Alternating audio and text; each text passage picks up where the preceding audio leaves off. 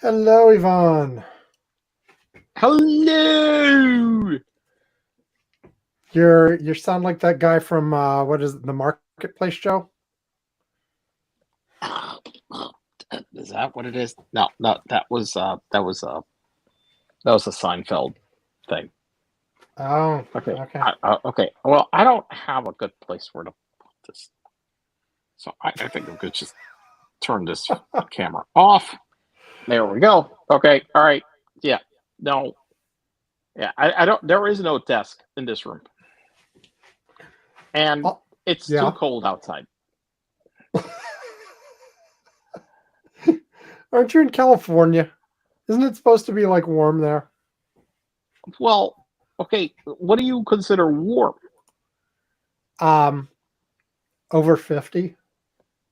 Okay, no, no, no, that's not warm. No, no, no. It's 60 degrees outside, and no, that's not warm. And I'm No, not gonna. I am teasing you. I would be chilly at 50. Yeah, 60 is kind of comfy depending on but what you're wearing. it's dropping. It's dropping. Okay, Right, right. Yeah. it's dropping into the low 50s. So no, it's getting. Yeah, I don't want But to. but Yeah, are there desks outside? Because you're there's like, there's a couple of tables. oh, okay. Okay. There's a little table to sit down and eat something or hang out or whatever. But there's not. But this room does not have a desk. Isn't that kind of unusual? This is not a business hotel. There's a fireplace. Okay. Okay. I mean, there's a sofa. There's a fireplace. But this is not. This is definitely not a business hotel. I mean, there's a wine fridge in this hotel. Okay. It's stocked with wine. If you're gonna take my chair, at least move back a little bit so I have room. There you go. Okay. There is a fireplace that I could turn on. There is wood there. Yeah. Um, I'm not going to turn on the fireplace. That looks like a lot of work. Okay. You're ready to make this a go the go thing then? Yeah, let's Yep. go. Let's go. Okay. Here we go. Blah blah blah blah blah blah blah blah.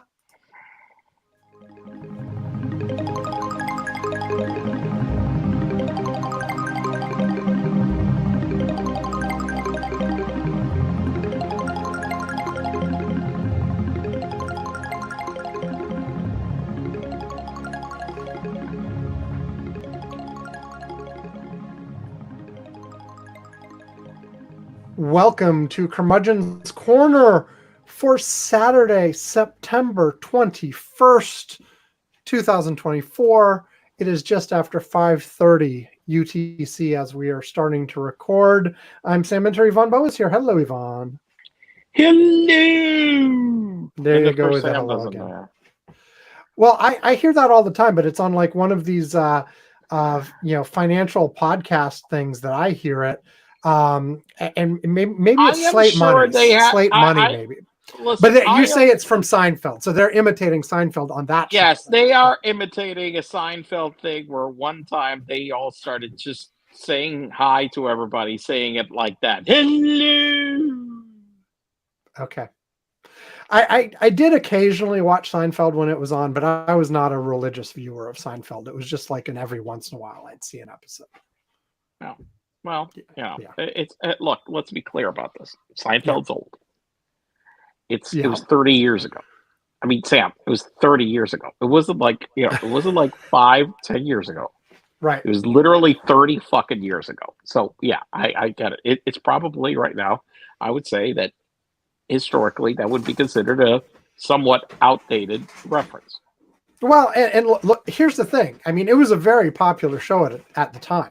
It was the number one show. I mean, I remember, like I said, I wasn't one of the people who watched every episode, but I do remember like going into the office and having everybody being talking about what the episode had been on the night before. Listen, it was a number one TV show for several years. It had the last episode was, I believe, still the highest rated final episode of TV of any show ever. Okay, I think that was still MASH. No, it beat MASH. It beat Okay, MASH? it beat MASH. Are Okay, you as sure? the Now I'm yeah, gonna have to look this up. that was the thing that it actually beat MASH as the biggest, ever, like, most watched ever uh, episode on TV.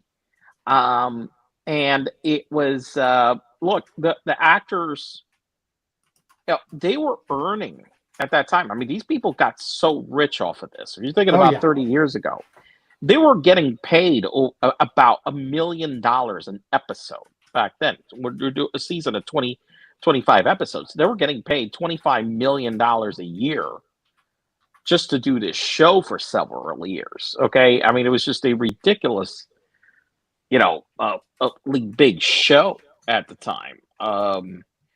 So yeah, I mean, but it's 30 years ago. Okay. Here we go. The list of the most watched television broadcasts in the United States. Okay. So the first Super 10 Bowl, are all Super Bowl, Super yeah. Bowl. The Super first Bowl, 10 are all Super Bowl. Number 11 is the series finale of MASH. Then 12 through 20 are more Super Bowls. But we're talking ratings or number of viewers? I've got average viewership. Okay. Now, excluding Super Bowls, number 1 is MASH. Number 2 is coverage of the Gulf War. Number 3 is the Clinton-Trump presidential debate in 2016. Okay. Number 4 is the Whodunit episode of Dallas, the Who Shot JR stuff. So Number 5 is the Carter-Reagan presidential debate. Well, all right. Number 6 is the series finale for Cheers. Yeah, it beat Seinfeld. I just saw that. Yeah. Then the 1994 Winter Olympics. Then the day after, which we've talked about on this show before. Then part 8 of Roots, and then the Seinfeld finale at number 10, excluding Super Bowls. So I just looked it up. That as series finales, MASH is still number 1. I'm surprised. Cheers was number 2. Yep, I just read that one off. Yep. Yeah, but here's the third one that I found super interesting. The Fugitive, 1967. Okay. And then Seinfeld at number 4. And I thought for some reason... The Fugitive wasn't on the list that I just read for some reason. I watched it. I found it in 2 different places that The Fugitive is definitely number 3. Okay. So Seinfeld was number 4. Sorry for exaggerating on the finale, but... over a few spots, I thought for some reason many people had said that it had beat MASH, but I guess that's still the winner on that one. But anyway, yeah, I mean, it was 30 years ago, Sam. 1998. Yeah, almost 30 years. Almost 30 years. Well, the show was on 30 years ago. Yes, I mean, the finale was 98. Right. Yeah. I mean, yeah. So, anyway, so what are we going to talk about today? Oh yeah, talk about. Well, we're going to do our usual. We're just going to talk about whatever for this first segment, and then you'll pick some newsy stuff, and I'll pick some newsy stuff. Sounds exciting, huh? Woo! So, do you have a butt first? Oh, yeah. Look, I do have a butt first. Okay. Okay. So, I am in California. I had Northern California, Southern California, Eastern California. Western? I am in St. Helena. I'm like in Napa Valley. Okay. I was gonna say, where the hell is that? Okay, Napa Valley. Now I'm in Napa Valley. Sometime back in May, when I had no idea that I would have been traveling this much. As I have the last few months, my brother and I, we have gone to like trips to wine country several times, or like wine events many times over the last 20 plus years. Okay, however, so you are actually traveling for pleasure this time, not for work. Yes, this is not for work. That's why there is no Okay, and to be and clear, no Nap, desk here. Napa Valley is like north of San Francisco, west of Sacramento. Which, Yes. if you like, and I've heard people debate this before, right? You said Northern California, which is what people call that area. But if you Yeah. actually draw a line at sort of the center from north to south of California, it's just barely above the center line. You know, Really? but Is it? Is there still that much north of here? I haven't looked. there's a bunch of California north of San Francisco, but they're no above San Francisco and Sacramento. They're no more big cities, though. No more big cities. Yeah. So it's really Right. more. Yeah, it's more rural. So anyway, I mean, we had come here. You know, come here for many events.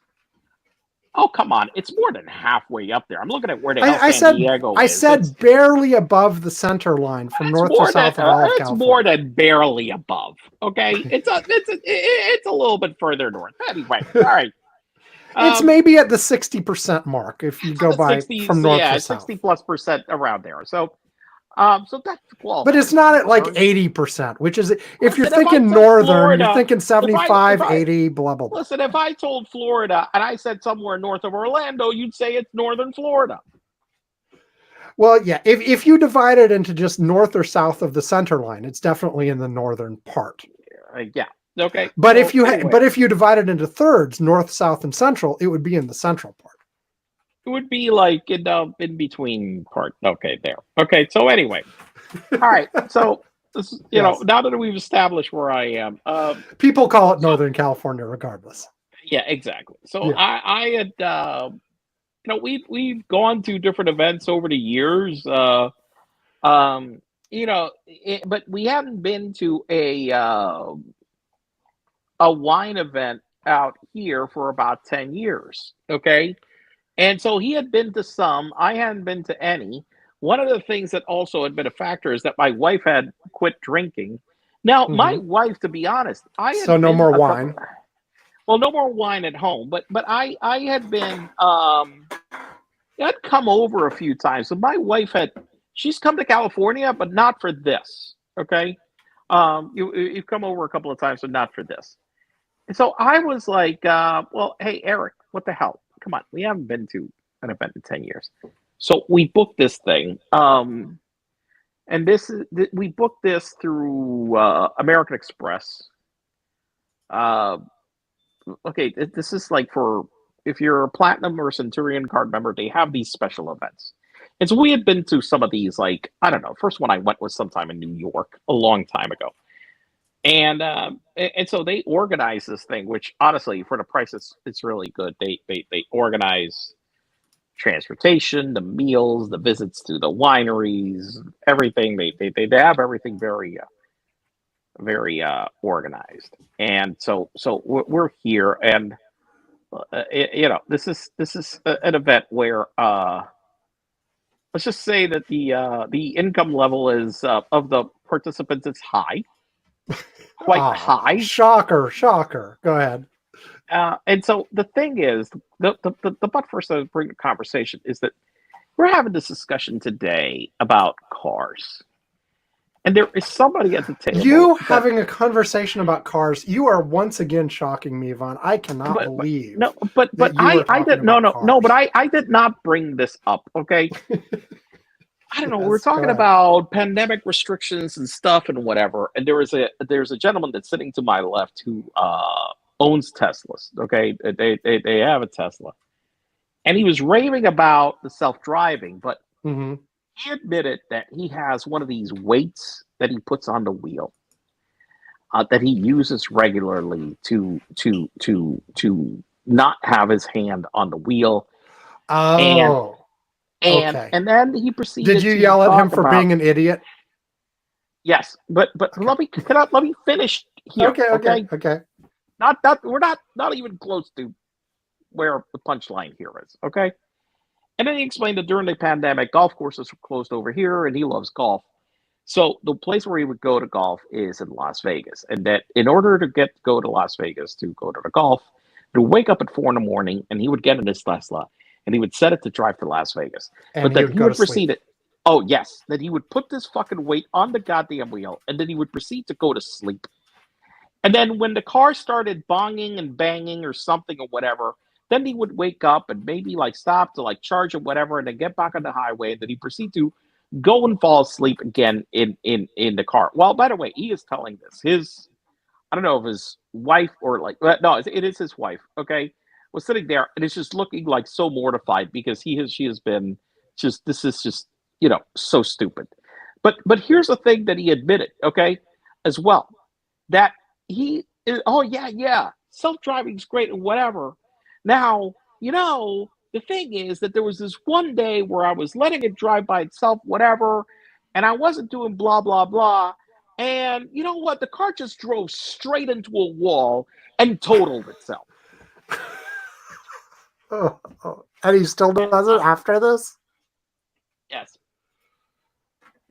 And that not just that, but he said that when he reported the accident, he had actually a Tesla. Tesla sells insurance for its vehicles directly through Tesla. Okay. And that for some reason, that they paid him not to disclose. Not to say that what happened. No, yes. That not only that they get, they paid him money so they could use his data, replace his car, and so him to basically not say a fucking word about this. I guess he did a good job at doing that. Yes, obviously. And I'm just like, oh, the full self-driving is great, except that, you're just telling me right now that you used it a lot, and it decided to just drive straight into a wall and destroy the car, and total the car. And at he's 50 miles an hour, by the way. And he's lucky to be alive, obviously. Yeah. And I'm like, and so I'm like, his wife, by the way, is mortified. She is like, dude. And I'm like, yeah, I know. And she's like looking at me, yeah, I know. It's just, and the whole thing is that, I mean, this guy is just really like just admitting that he's driving this fucking car and like literally just laying down to sleep. And now, a number of years ago, you and I had a bet that's almost done now, that by 10 years from whenever we had that conversation, you would have self-driving cars that would be good enough and legal enough. Right. This was what I was saying. I was saying 10 years from that point, you would have self-driving cars that were good enough to do exactly what you just said, go to sleep, and that all the regulation and everything would be resolved so that was legal. I am clearly going to be wrong. I don't think we've quite hit 10 years, but we're damn close. I think it's actually next month. Yeah. Is 10 years. I could be wrong about that, but that's my memory. And I'm clearly going to be wrong about that because we are not even remotely close to that. No, and the thing is that what it's showing is that the one conversation that maybe that I've been talking about this, where because he said good. By the way, this guy, here is one thing that I will admit: this guy has, by his own admission, admitted that he is an awful driver. This guy has probably gotten into more wrecks than anything. Okay, so is the full self-driving better than a awful driver? Yes. If you're a really fucking shitty driver, yes. Well, the other thing I was going to, but it's not better than your above average driver. So it will just fucking drive into a fucking wall. So the thing I was going to say is, like, we do have like the Waymos and stuff that are operating taxi cab type service where the passenger has no control whatsoever. But and that's a different animal. But that's a different animal because they've got the area is very limited. The service area is limited. It has certain situations. If it gets confused, it stops and it calls for help. And somebody will remotely intervene. Yeah. So there are a whole bunch of things about that. And but in those, presumably, you can go to sleep. Well, but the thing is that It's the same philosophy as GM has had with Super Cruise, where they only allow you to Super Cruise in areas that they have mapped out in detail. Okay, it will not do it everywhere. Okay, and also they require that that because their coverage area is obviously more expensive than where Waymo is working. Is that also you basically have to be paying attention to the road, otherwise the system will stop. It'll pull the car over and stop. Yeah, what we've said in other conversations is you can't really and truly call it quote unquote full self-driving and mean it unless you're at the point where you are not considered a driver. You are considered a passenger. There is no expectation legally or otherwise for you to do anything. For you to do anything. You need to be at the point where you can put a 2-year-old in the car and tell it to go across town, and it's legal. Take my son to school. Right. Exactly. Okay. And it's not there yet. And it's not that it's not good. Okay. But it's just, I mean, look, the accident and crash data bears this out. Okay. Teslas right now have higher crash rates than other vehicles. Okay. And I think it's in large part because of guys like this. Well, yeah. Basically, trust the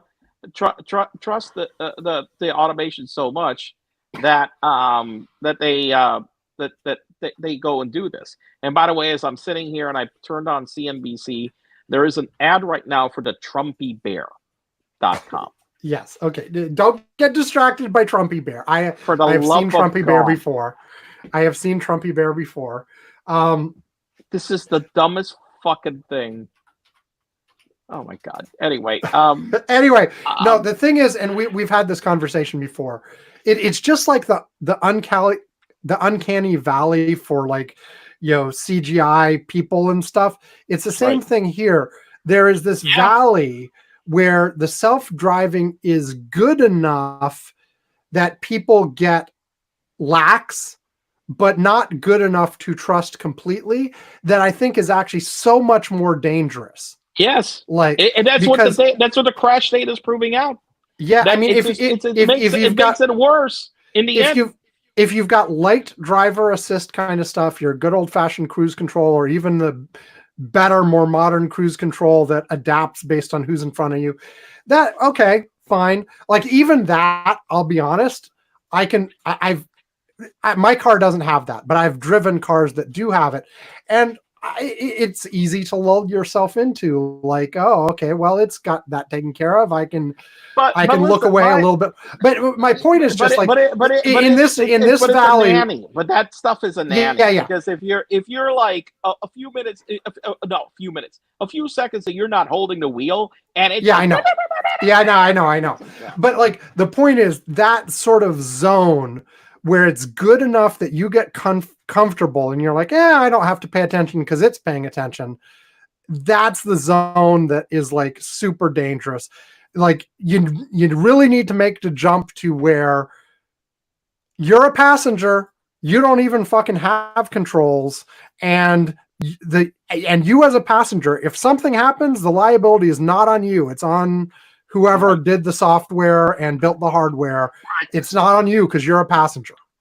Yeah, but we're not. But that guy just and that guy just I think that it wasn't just me, but the people around the table, as we heard this, we were all just like, "You have to be fucking kidding, man!"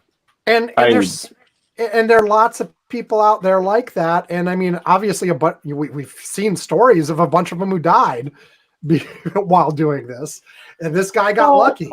Well, like I mentioned, I had, I was telling him, and I told him specifically what he said, because an accident that happened very close to my house, where this guy was not paying attention when he was driving his Model 3 on FSD, and the thing is that, like it happened to him with hitting that wall,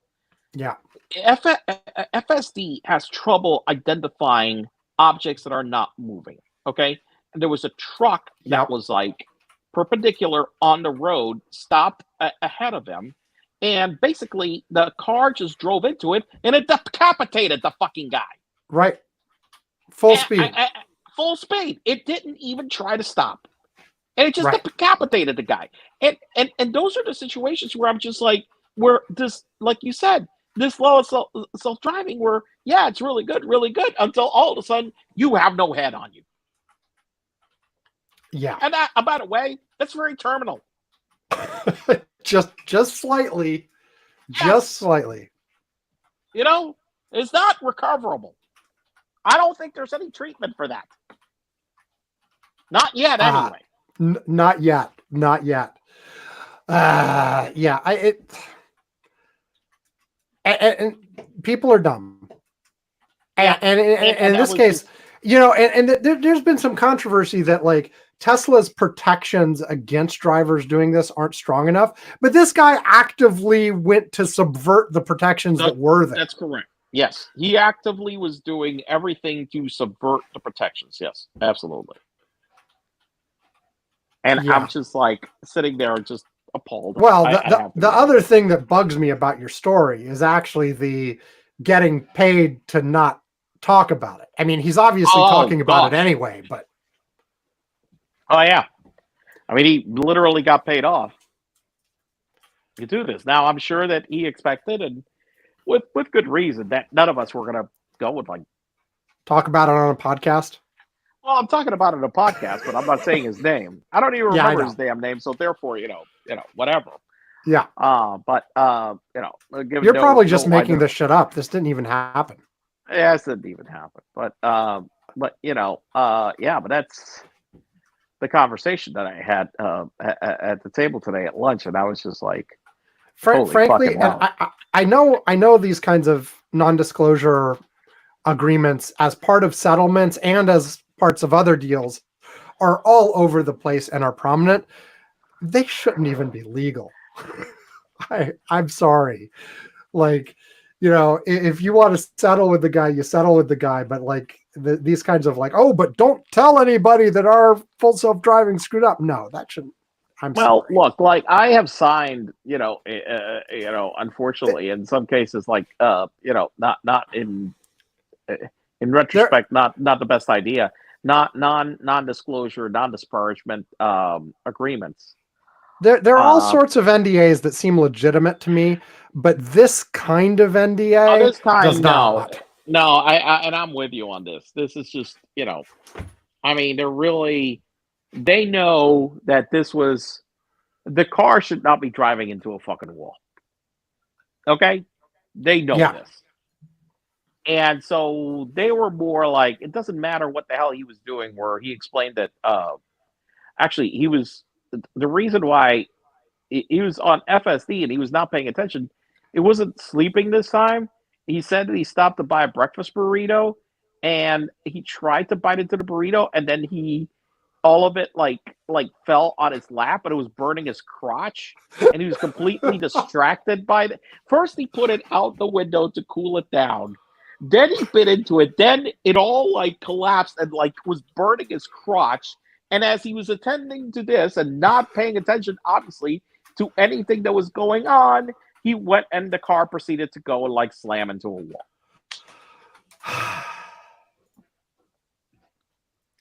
I have had food accidents while driving as well.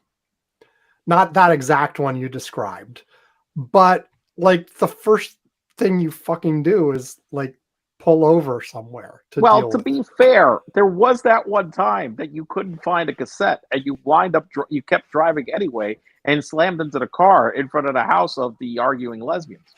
No, it wasn't quite that. It was something fell into the foot area on the passenger side, and I reached down Right. to get it. Yeah, And the car was continuing to it drive. wasn't that I couldn't find it. I knew exactly where it was. It's just I reached down to try You to get decided it to while reach driving. and And not only that, but because my other hand was on the wheel, when I reached down to get it, I you pulled the turned the wheel. car to the right Right. and You into a parked car. has to park car into and then you went to try to tell the people that they were, and it was a lovely. I mean, I'm sure probably a lovely couple, the lesbians, Yes. but apparently they were having a very bad day, and you went and you smashed their car as they were fucking arguing, having, as all couples do Yes. occasionally, in the Yes. middle of them having a beat down argument, you come in and say, "Hey, I smashed your car. How are you?" Exactly. Yeah, and this was sometime while I was in college, obviously, because you know the story. I think No, it was right before college. It was right. No, It was no, no, post no. college. It was post college. It was post college. This happened post college. Yes, It must not have just been much a post college short, because a I think short amount of time. I think I still lived in Pittsburgh, and this was You on a still live? visit. No, no, no. back. This was in Pittsburgh. Yes, but it was a short time after college. Okay. So anyway, yes. So lesson of this, which by the way, I think I have learned, is if you are reaching for if you're trying to get to something on the floor specifically, you stop. You stop and pull over. You stop and pull over. And if you've spilled something all over your lap and you need to deal with it, I mean, if it's still in one piece and you just pick it up and okay, you can probably do that while driving. But if you've made a mess, you really have to pull over. You can't deal with that while you are driving. And I recognize that at some places it's more difficult to pull over than others, but you do your best and you do your best. Yeah. So Anyway, this guy's dumb. That was the point of all this story, right? Is this guy's dumb and so is Tesla. Yes.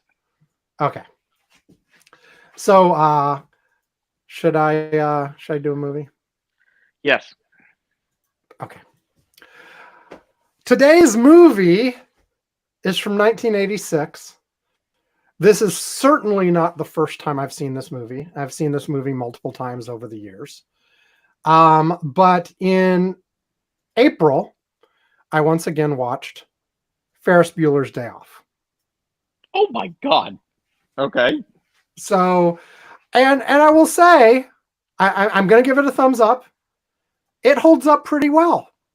You know, it's there are, when after having watched it several times over the course of the years, let's say, I kind of at this point, I'm always sort of, when I get to the end being, oh, that's it. I feel like there was more, but there isn't. It's just the memory sort of builds it up a little bit, but it's still funny. The music is still good. It's an enjoyable little flick, There are a few jokes that as a 50-plus-year-old person at this point fall a little bit flat, but for the most part, it's still good. Been absent 9 times. 9 times. And we were not good enough to hack into any of those systems in order to be able to make those changes. No. That would have been good, but no, we were not that good. But yeah, that is a movie that still has a number of like really hilarious like scenes and situations that I've watched it like relatively recently, and it does hold up still. It's fun. It's funny. Like I said, the music is good. It's got several like set piece scenes that are like memorable year after year. Yeah. The dancing during the parade stands out as one of them. The spoilers, the bit at the end where the car goes backwards into the thing is always like a good moment. There's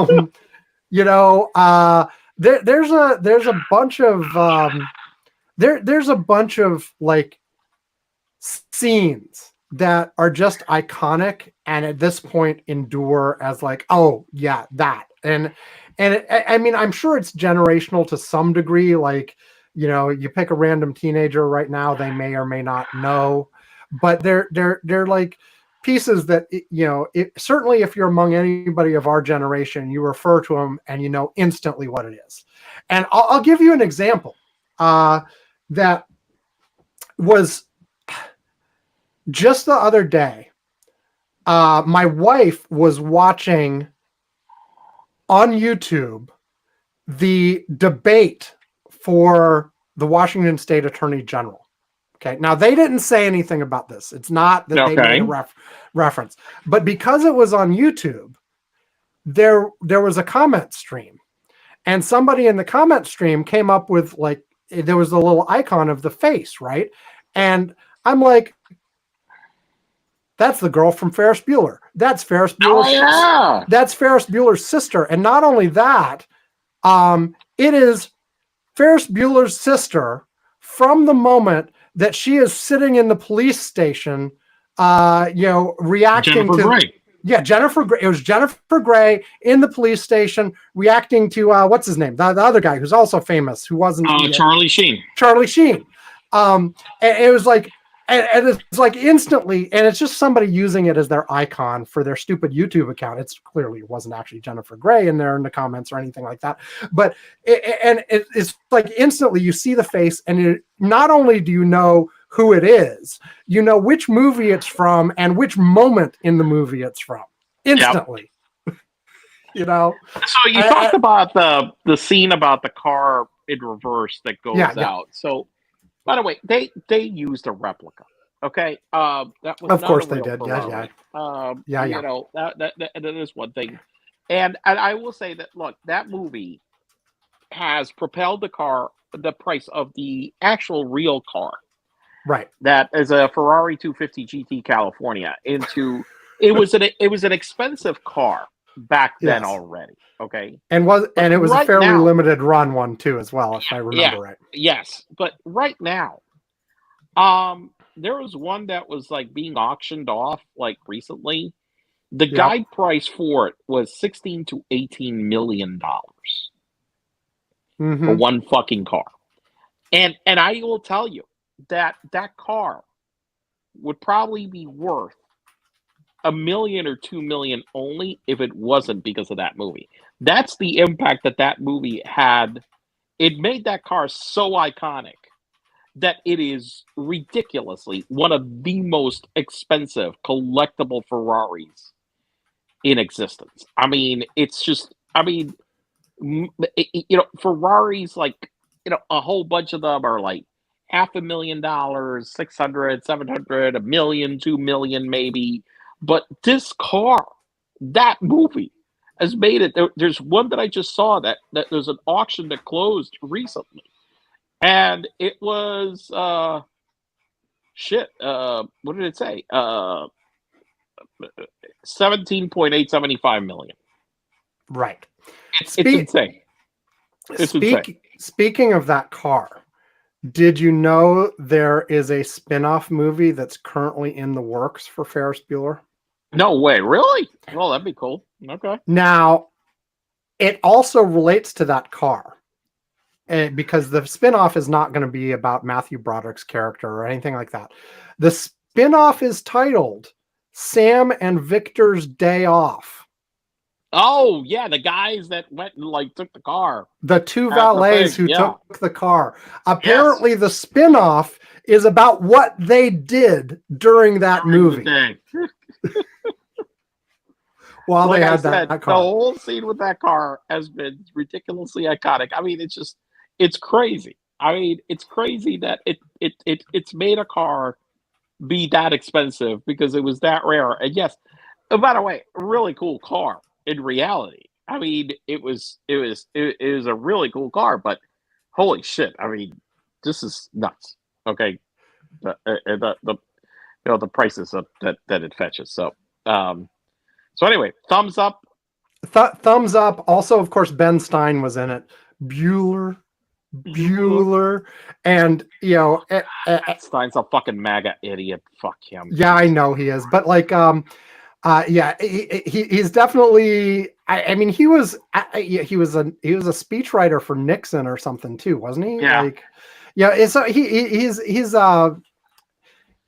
there's some things, but apparently his whole speech on and actually being MAGA related, his speech in the damn movie, you remember what it was about? It was about the Laffer curve. It was specifically, we're talking about taxes and Reaganomics and voodoo economics. Well, Yes. there were a bit about supply side, but it was also the biggest part of it was about the Smoot-Hawley tariff act. Oh, that's right. Yes, he did talk about that. Yes. So he's talking about tariffs, and now he's all MAGA. But and apparently, looking at the Wikipedia on this, that wasn't in the original script. I mean, he was already an economics professor at the time He that was he was an doing this economics movie. guy. Yes. Yes. And so he,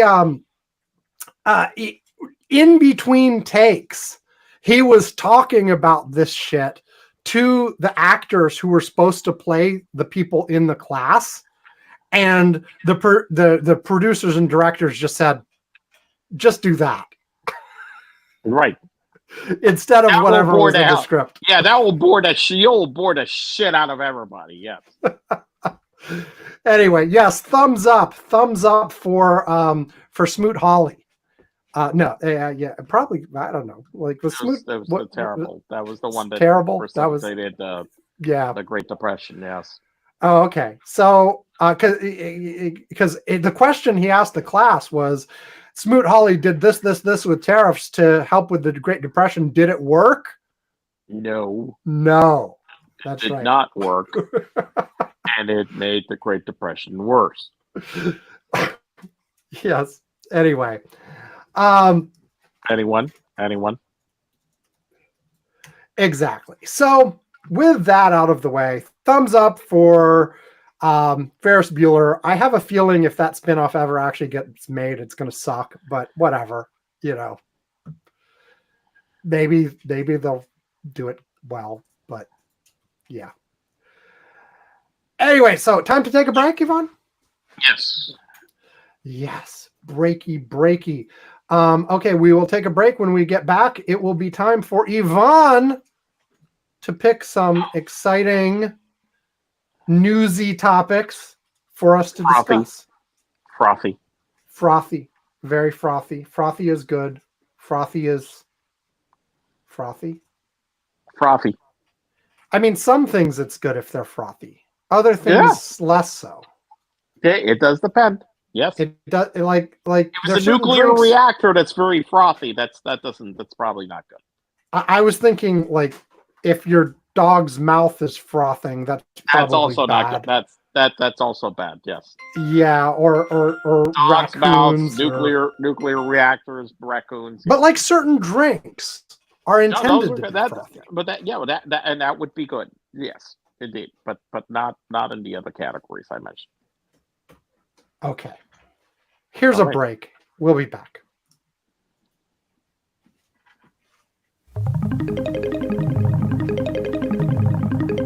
No, it's not the beginning of the show again. We're just taking a little time to credit the artist responsible for the music we use at the beginning and end of the show. What you are listening to right now is The O of Pleasure by Ray Lynch.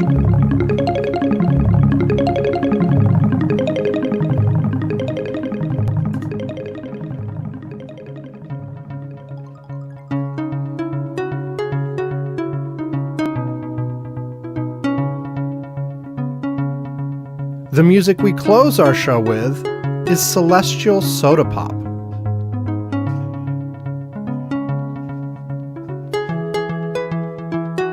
Both of these songs are from Deep Breakfast. Now platinum, Deep Breakfast was the first independently released album ever to be certified gold by the RIAA. Ray Lynch's other albums are The Sky of Mind,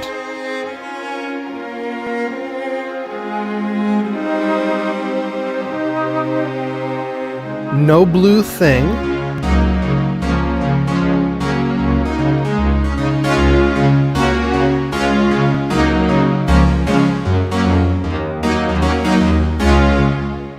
Nothing Above My Shoulders But the Evening,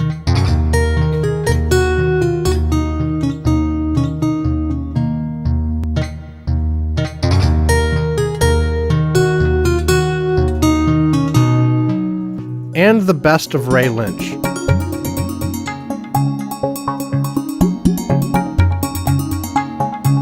You can check out Ray Lynch or buy his music at raylynch.com iTunes, Amazon, or anywhere you usually find music. Okay, Yvonne, where you want to go?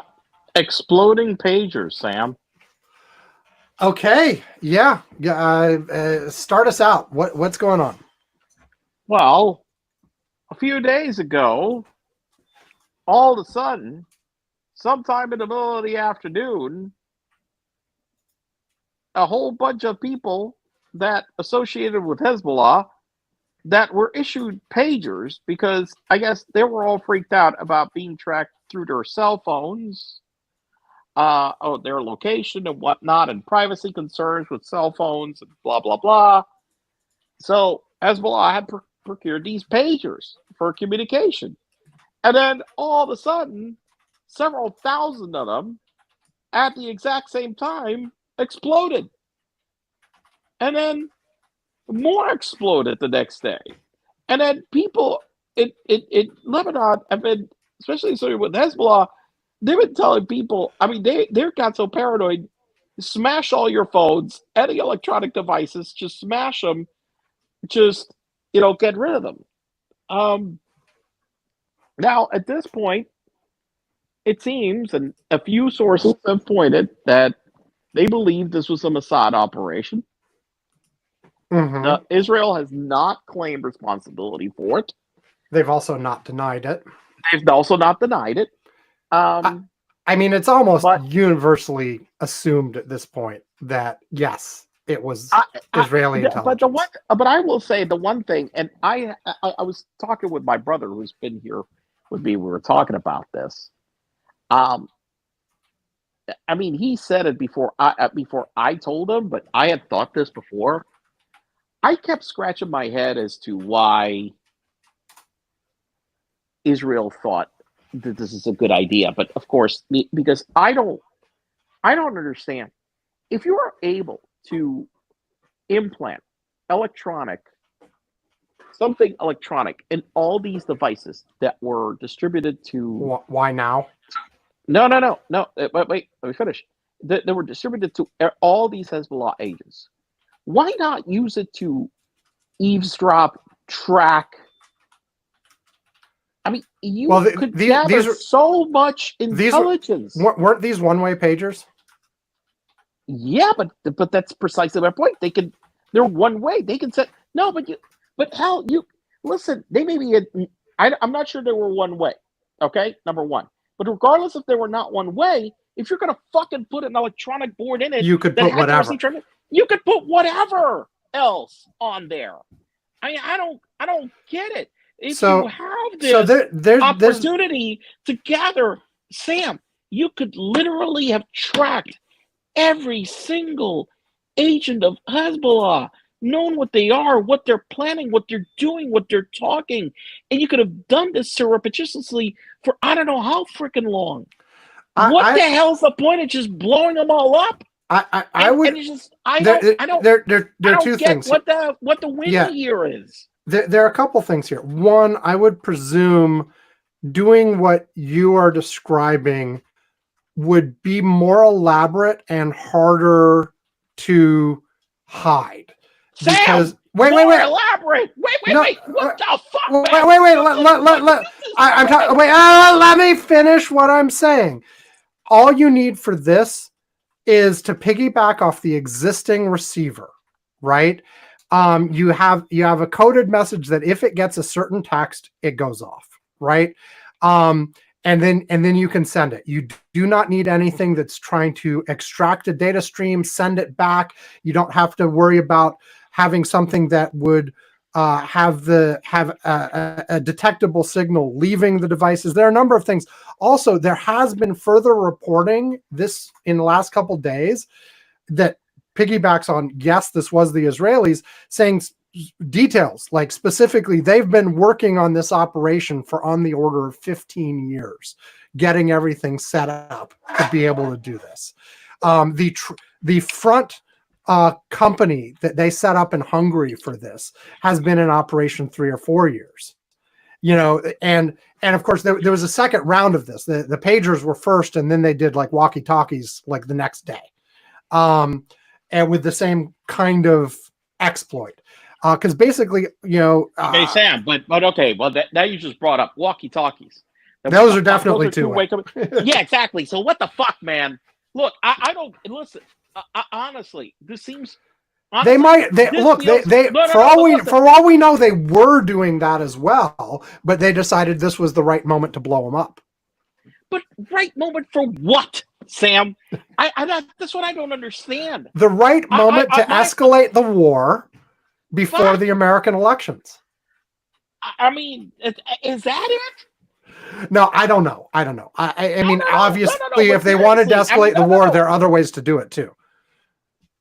Well, I mean, because the one thing let's assume for whatever reason they didn't have the ability to spy on them the way that you're talking about, or if they do, that's separate. But whatever they did, like this capability that they just did, they must have had a reason why this was the moment they wanted to do this, because by setting this off, they've burned that exploit. They're not going to be able to do it again next year. No.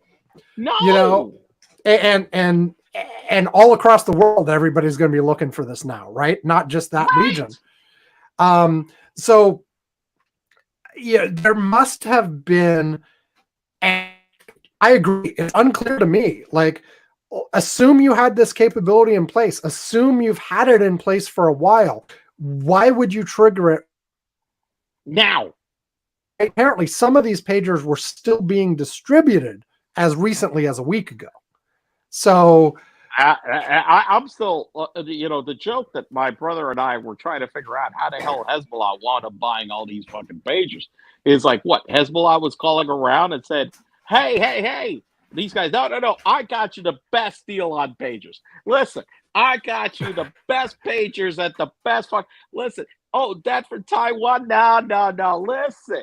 We got you the best fucking deal. And this guy, Hezbollah buyer, is like, really? So you give me 40% off? Oh, yeah, this is great. I'm like, well, this guy, whoever the guy is that made this deal, I'm sure that somebody needs to find him and fire him. Number one at Hezbollah, okay, because this guy is not very good. He may well be one of the ones who was killed by his pager. Exactly, by his own damn pager. But it's just, I'm still trying to figure out, what the fuck was the process of these guys going and buying these fucking pagers that wind up with them with this, which is just the most craziest security breach I have ever seen anybody do anywhere ever. I was talking that, look, man, if we put this in the plot of a movie, nobody would have believed you. Mm-hmm. They said this is bullshit. I mean, right. And so apparently the specific mechanism was that these pagers were produced, as most electronics are, somewhere in the Far East. They were bought by a shell company set up in Hungary that apparently was a front for the Israelis, where they got in these pagers, they modified them, they added explosives, and then they sold them back into Lebanon, specifically to Hezbollah. But and that was the path, roughly. I'm sure there are more details I'm not understanding. Now, within the context of all the criticisms of Israel for other things, this has been criticized as well, because first of all, like, there are some of these that were not actually in the hands of true, like they're all Hezbollah associated in one way or another, but they weren't all necessarily Hezbollah like fighters or militants or whatever. Supports a lot of civic organizations in Lebanon. Wait, let me just finish. Some of the people had given them to their kids. There were a few like innocents that were just next to the guy who exploded. Right?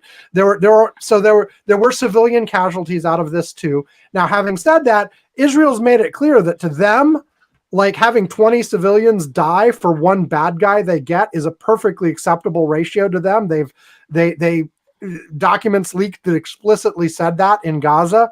So, like, if they're getting something that, From all sounds of this, like, the ratio is less than that. They may have gotten a few civilians, but not anywhere near what they're doing in Gaza. So better than that, I guess. I mean, it's fairly well targeted.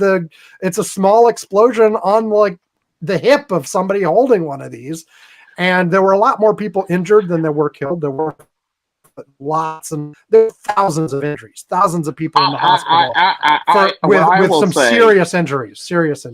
What I will say is that my take on this is that I found this particularly very heinous, and it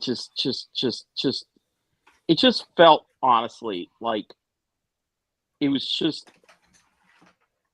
There was no rhyme or reason to it other than just to inflict pain. Well, what people have, I've heard criticism along the lines of, you're taking advantage of civilian devices. People should be able to trust civilian devices. You got people while they were going about their normal civilian business and not actually engaged in warfare, etc. Right. Those kinds of considerations. And I'm like, yeah, I understand. I don't disagree necessarily with those. But at the same time, you're talking about, people who are bombing schools and hospitals to get the one terrorist hiding in the corner as well. So it's all bad. But, and this, if anything, is better targeted than that other stuff. Well, no, I agree. But I do agree that this is better targeted. My whole thing is just that tensions have been so bad, like right now, and this was just a insane escalation.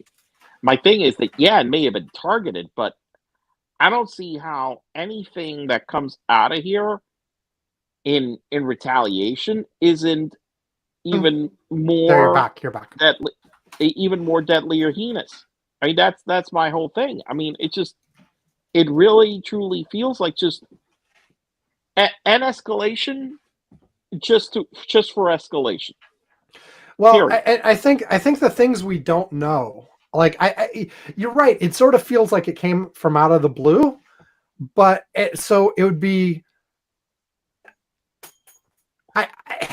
It feels like it came from out of the blue, but they've got to have had some reason for right now, this moment. Like I said, they're burning a major capability. It doesn't seem like a rational thing that they would just say, oh, let's set them off on a random day, on a random week.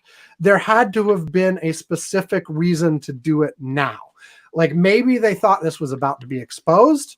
The Israelis have mentioned that they feel like the Hezbollah was about to escalate in the north and they wanted to preempt that. Maybe that has something to do with it. I don't know. Maybe it is just a matter of, we've talked, I joked about it being the American election, and maybe it is, I don't know. But more specifically, Netanyahu himself has interest in keeping the conflict going, because as soon as there's no conflict, they're going to get rid of him. Yes. And that's what I was going thinking. Back on trial. And that's what I was thinking. I'm like thinking, is this just another cynical fucking Netanyahu plot? Yeah. I mean, seriously. I mean, that was the thought I had. I mean, this is just another fucking cynical Netanyahu plot. That's it. Now, they have, I think it's been mentioned that there were confirmation that there were a few relatively senior people who were killed by this. But again, like Israel has shown, but this is like thousands of people injured. Yeah, maybe killed a couple, but like, and the people who have been injured, like I said, have varied. Like apparently some of them were Hezbollah, like important people, and then others were just random people who worked for organizations that Hezbollah worked with to things in the community, or even relatives of people that were involved with Hezbollah. But so I don't know. Again, there has to be more to it that just isn't public now in terms of like how this was targeted, who exactly was targeted, because presumably it wasn't just like every pager in Lebanon, right? And maybe it was like a big order to Hezbollah, and they were just like, well, whoever Hezbollah hands these out to obviously have to be bad guys, so let's go. Like, without knowing specifically who did what, just like, if you sell them to Hezbollah and Hezbollah gives them out, they must all be bad guys. Well, look, my understanding was that the reason why they had procured the pagers specifically was because they had been concerned about surveillance, and they had gone out and en masse decided to procure these pagers in order to avoid surveillance. And so there was a specific event that they had gone out and decided that this was the way that they were going to avoid surveillance. And, well, I guess they failed miserably at it. Yeah. And it's, again, it erodes trust worldwide as well, right? Because, like, once you've shown that this can be done and can be, like, who can trust any device? Yeah, I know. It's like, well, to be fair, you know what? Like you said, it's like buying the cheapest shit from some off-brand retailer out of Hungary. It's not like they were buying Samsung pagers. No. Yeah, exactly.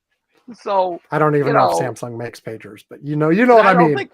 I know what you mean. It's not coming from a reputable manufacturer. That's for sure.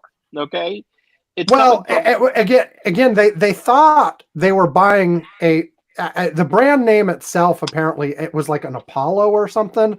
It may not be big here, but I guess it is a brand name that's somewhat known. It's not a completely, but it was bought through this cutout. It was bought through this cutout.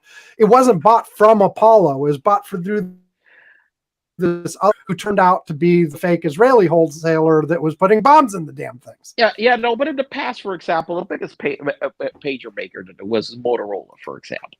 So if I go and I'm going to go buy a whole bunch of fucking Motorola pagers, and I'm buying them directly from Motorola, I'm pretty confident that they're not going to have bombs in them.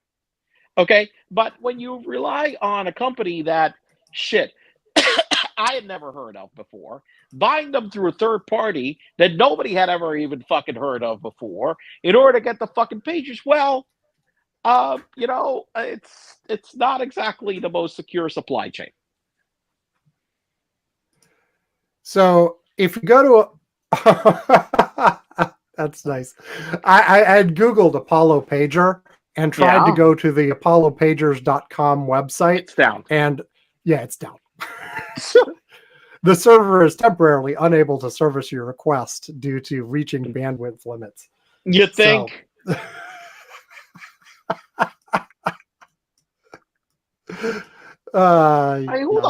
Listen, the only people I know that still use pagers are doctors. And let me tell you, because we're talking about pagers. So I was talking to my brother. My sister-in-law is a doctor. And, my brother helps her manage her practice. Okay. Helps her he manages the practice. Okay. He doesn't help her. He manages the practice. And so they got a new guy at the office or I can't remember if it was the hospital or whatever. Young guy. And doctors, remember, still use pagers. So said, hey, call Dr. X and tell him that they need to show at the hospital.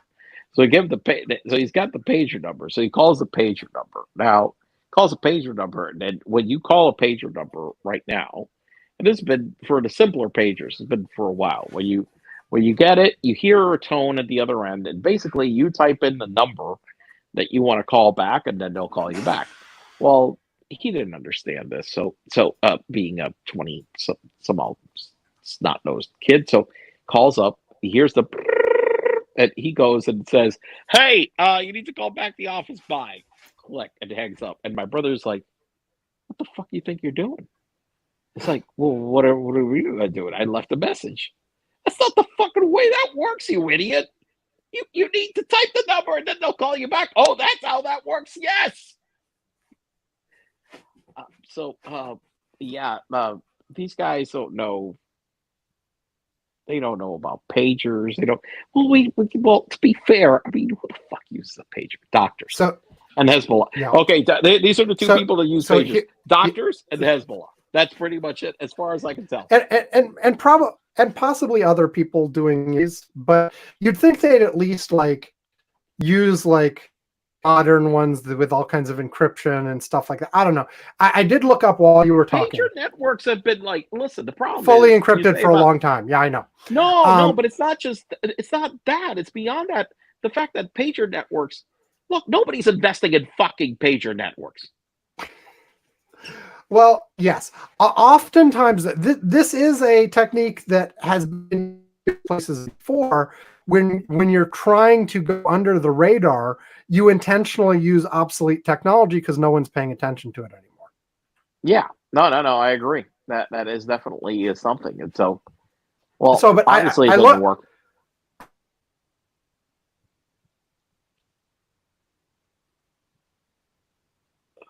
God. 3 days ago, Taiwan pager maker stunned by link to Lebanon attacks. The race to find the maker of the pagers that exploded in Lebanon has taken an unexpected turn towards a Taiwanese company few had heard of until this morning. So it wasn't a known brand like I briefly said. It's just a no-name knockoff pager company. At least 12 people were killed. Caught in a crisis, Taiwanese firm Gold Apollo's founder flatly denied his company had anything to do with the attacks.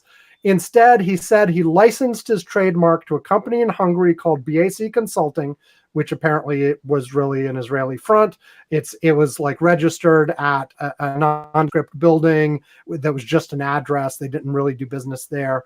To use the Gold Apollo name on their own pagers, BBC attempts to contact BAC have been unsuccessful.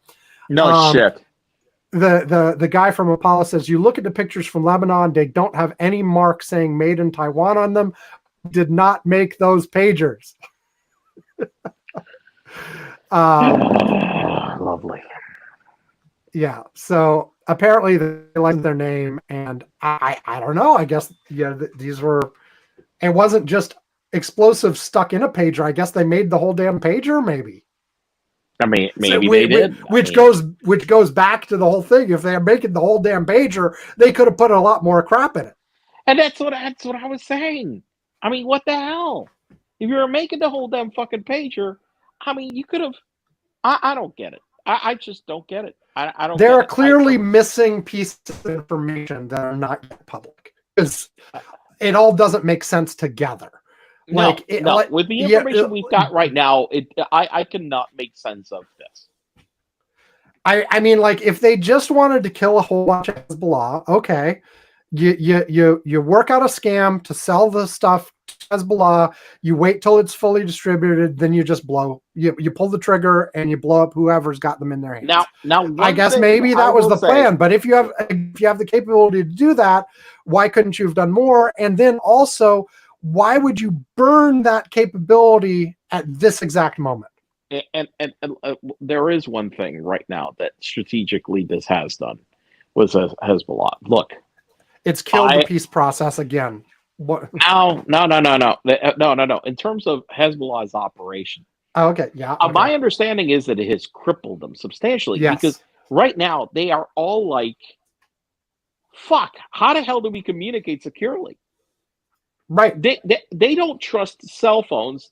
They don't trust the pagers. They don't. Right now, literally, their communications have been absolutely crippled. I mean, they have been brought in terms of communications to their knees because they don't know that there is any method that they can trust. At this point, you have to do it the old-fashioned way. You write something down on a piece of paper, and you have a courier. Okay, Sam, when you're talking about several thousands of people that are communicating this way, let's just say that it's not very effective. No. I mean, and this is what Al Qaeda was doing. It was what like Bin Laden was doing, right? Like he was doing that kind of communication. Yeah, and how effective was Bin Laden when he had got reduced to doing that? Not very much. So maybe it makes things much harder.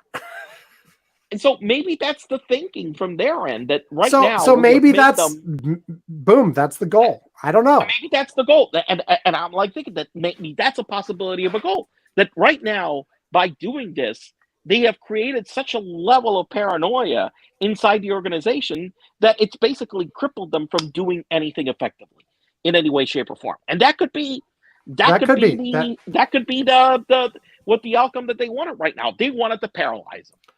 And if by the way they have, and if by the way it completely throws off any of these like ceasefire negotiations in Gaza, no, all the better. It doesn't matter in that sense, because from their perspective, it's like, listen, we've completely crippled them. I mean, they right now cannot operate effectively in any way, shape, or form. So, and it will take a lot of time for them to rebuild that capability. Right. At the very least, they need to buy new pagers.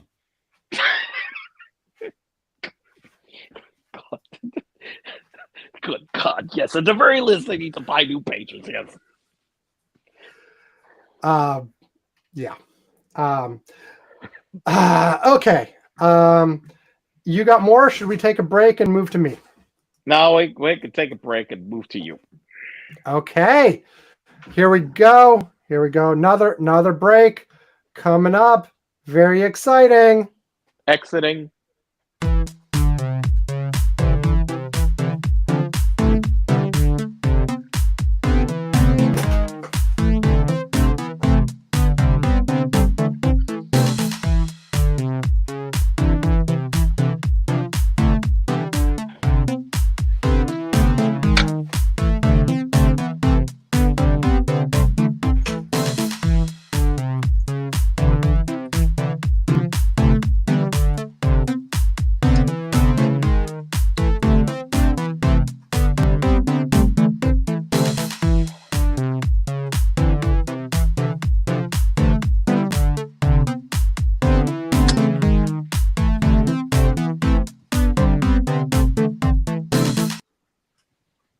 And here we are. Okay. As usual, I will wrap it up with election 2024 stuff because, like, that's my job apparently. That's your job. So let's start with polls. So start with polls. I had summarized as recently as 2 days ago, or as recently as a day ago, even, that the situation was roughly the same as it had been. That polling bounces up and down a little bit, but basically it was still too close to call, with Harris having a slight advantage. And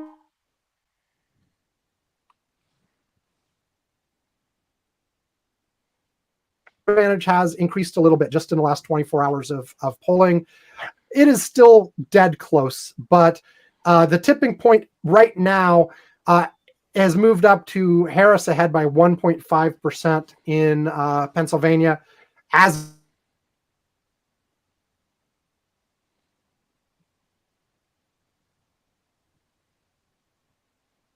And if you look at the trends, it does look like now, and really the evidence for this has only really come in within the last 48 hours before we're recording.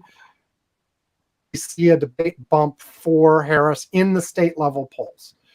The national polls, it really depends. If you look at the 538 average, it's been pretty flat for a while. It's been like right around 3%, a little bit more, a little bit less for a while, like between 2.8 and 3.2.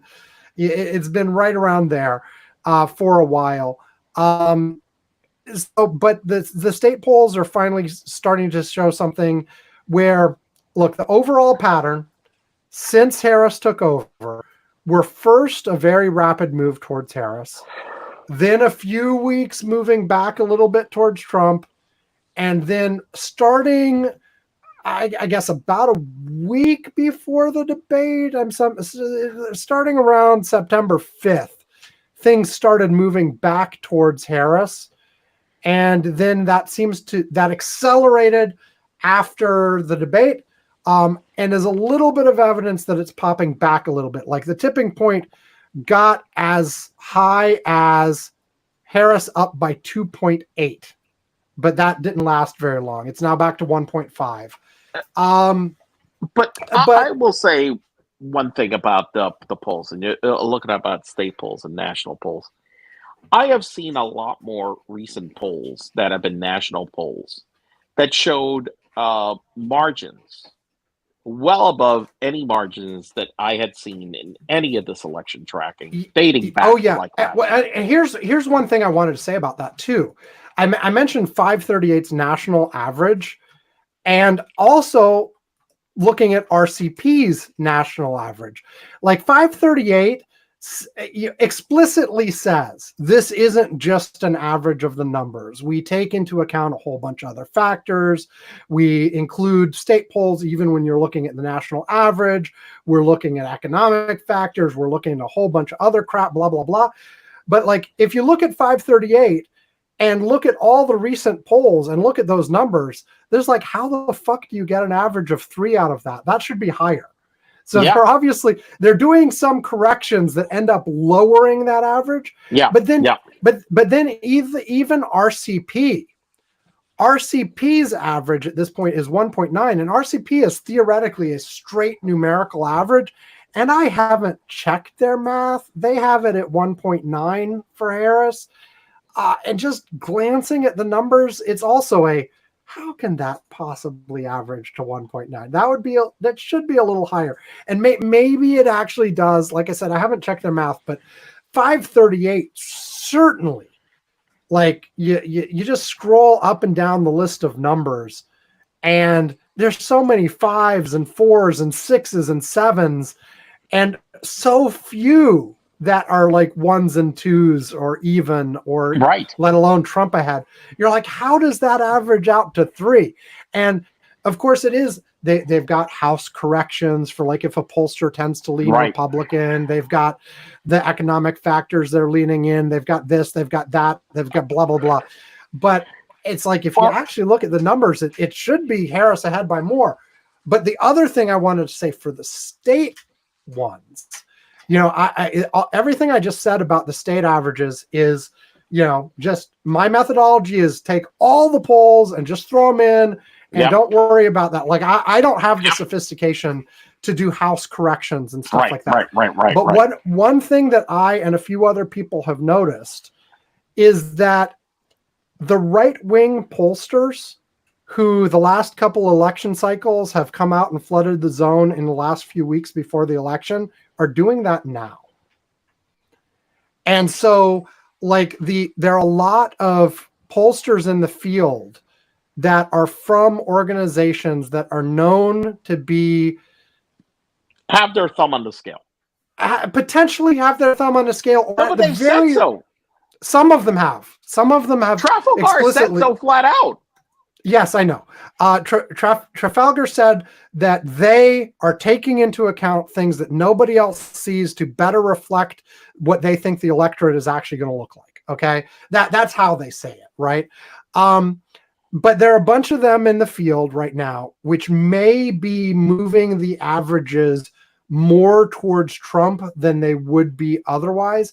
The one caveat that I have, like, in terms of, well, then, if take them out and maybe Harris is further ahead.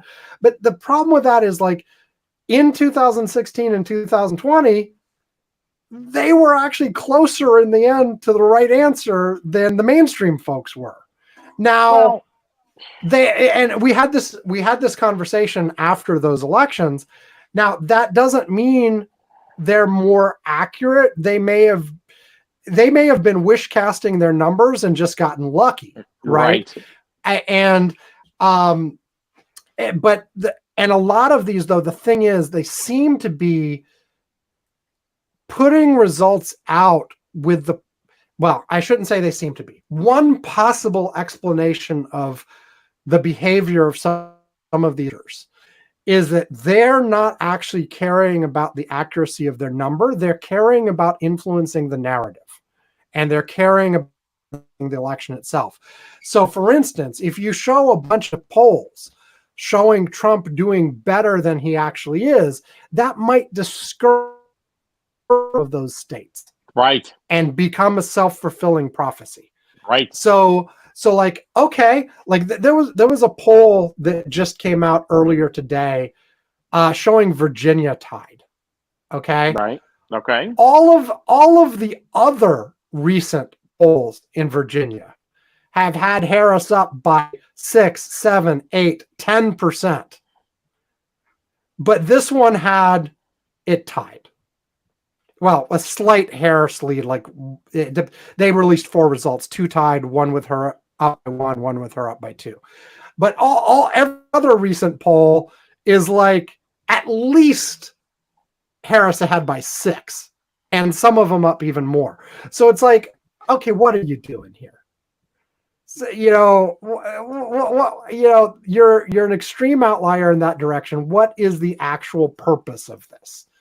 Are you just bad, or are you trying to do something? And let's see, who did this poll? It's the trying to find out who these people are. It's the University of Mary Washington. Wow, sounds like a very big place. I'm trying to see, like, do they have what do they even do? Like, first year, like, are they known for something? Is it like some weird religious college? Is it whatever? I don't know. Let me look up somewhere other than their website, because their website isn't actually telling me anything useful. I'm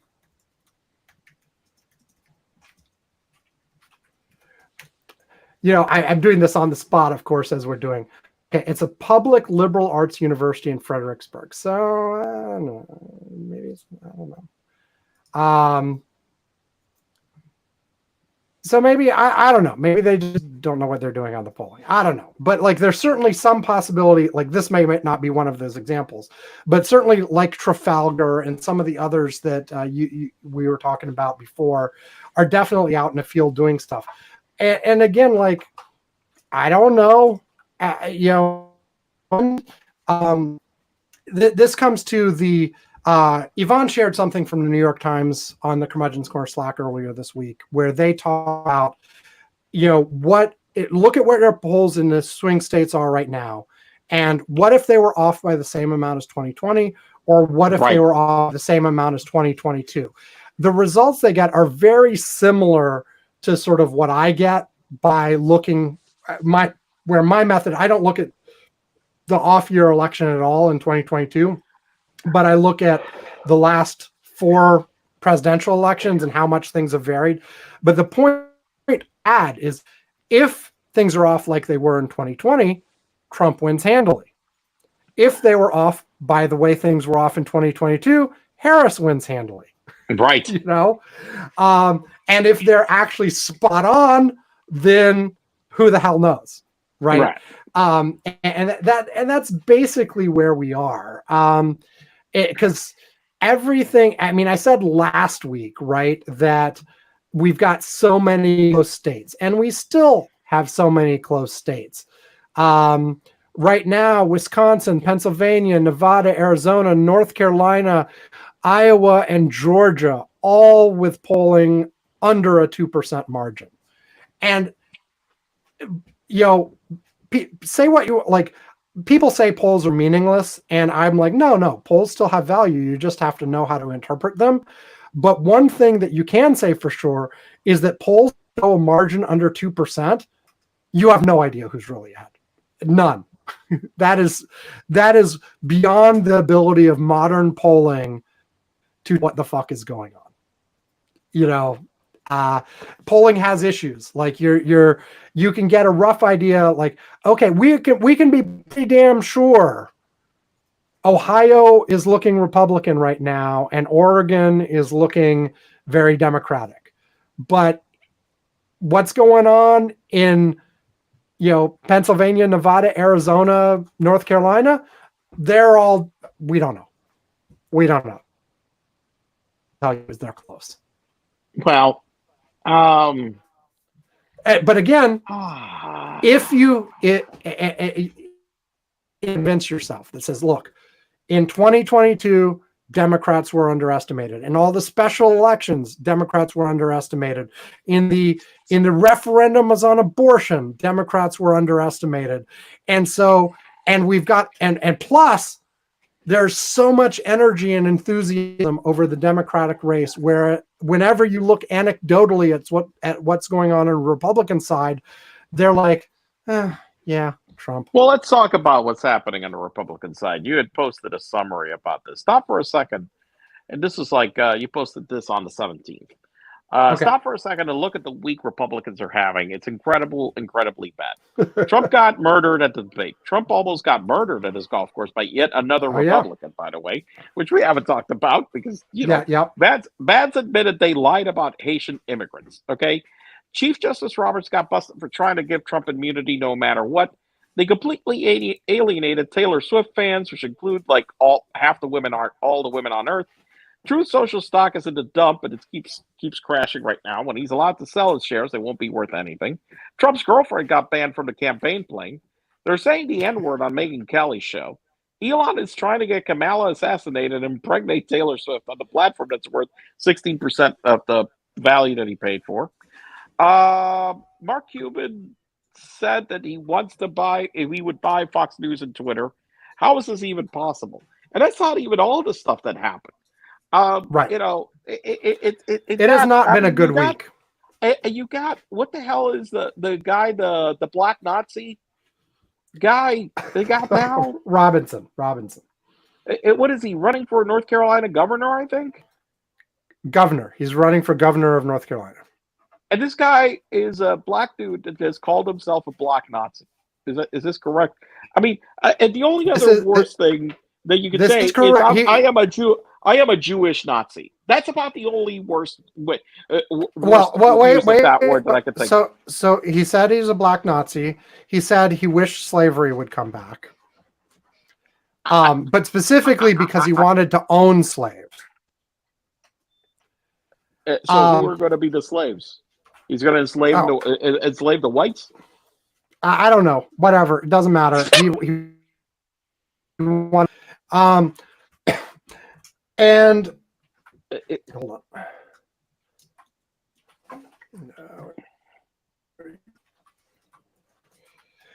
on. Yeah, and also to get him in trouble further with his theoretic core constituents, all of this conversation were on the forums, and he's specifically on there talking about how he loves trans porn, even though he's extremely anti-trans in his public statements. Oh, that's great. And apparently there was every reference I have seen about this says, and there was other stuff too graphic for us to talk about here. Like, and that was in the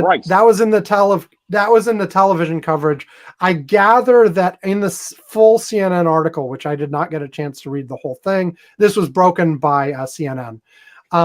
There are some details that are more explicit than what was being repeated on time, but even the CNN article left some stuff out because they didn't want to repeat some of the smutty stuff he was talking about on the porn site. Jesus Christ. Okay. Which, by the way, to be clear, there's nothing wrong with liking trans porn. No. That's not the problem. The problem probably the smutty stuff he was talking about is. No, I don't know what it was. Maybe it was offensive. Maybe it wasn't. No. But the problem is the hypocrisy. The problem is the hypocrisy. Yes. Because he is anti-trans, family values, blah blah blah, all this horse shit, and then all of this is bad, and then they always show their hypocrisy. Anyway, so there are a lot of things that are dragging that are potentially are things that you would hope would drag Trump down in the polls. Excuse me. The question is, do you actually get to see that? Does it actually happen? And like, I feel better now about the polls than I did a few days ago. Things have been moving a little bit. But and also I'll say, I think I mentioned last week, or maybe it was the week before, that point where if things continue,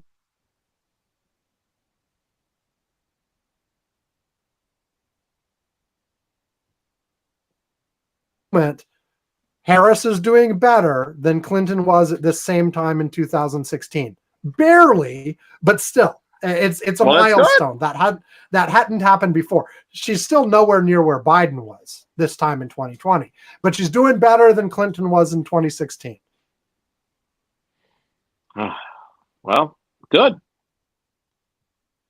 Finally. 8 years ago, Clinton started way better. Like, she jumped from being ahead by 1.3 in my tipping point to being ahead by more than 5.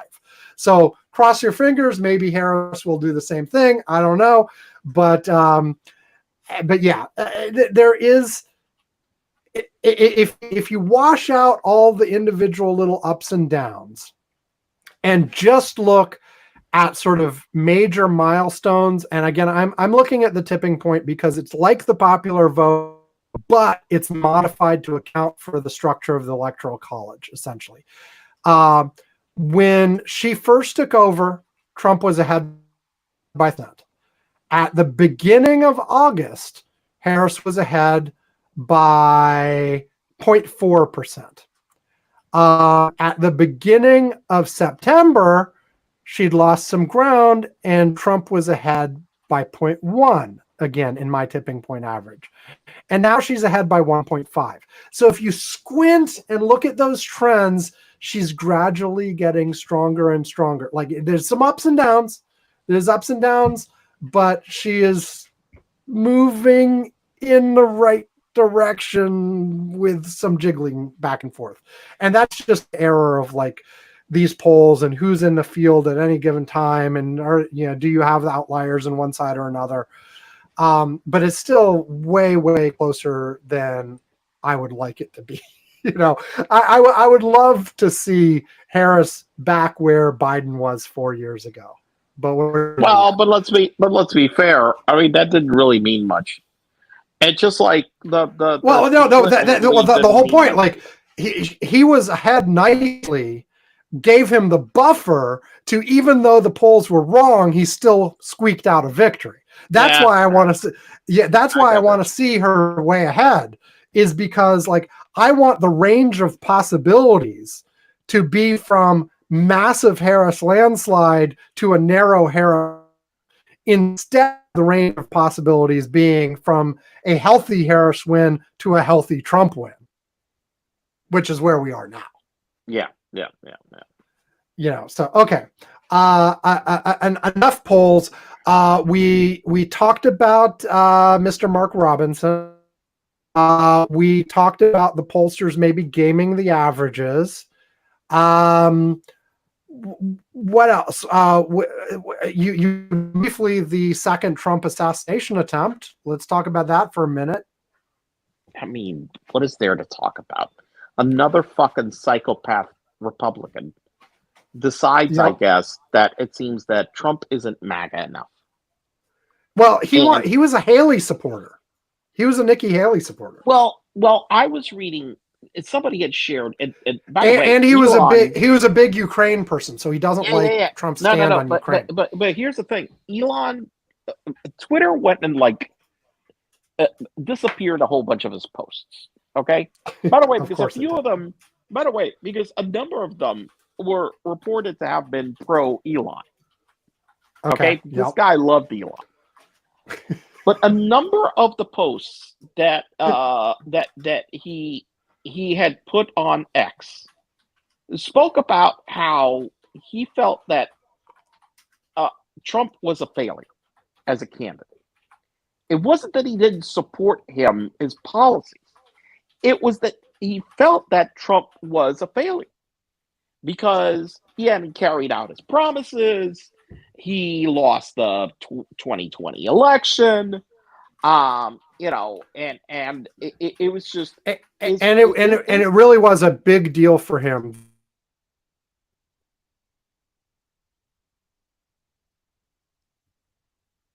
He was all in. He was trying to recruit people to go fight in Ukraine so much that the Ukrainians told him to please stop because he wasn't helping. And this guy was very hateful of Democrats. I mean, one of the things that he called the Democrats that they had found is he called them demon rats. Right. I mean, so this guy was definitely on the ultra right-wing spectrum. Even if there were a couple of things that he disagreed with Trump. Yeah, well, and despite this, of course, the Trump campaign and Vance specifically has made some comments. They're just trying to blame this on the Democrats and the rhetoric, and this is happening because the Democrats are saying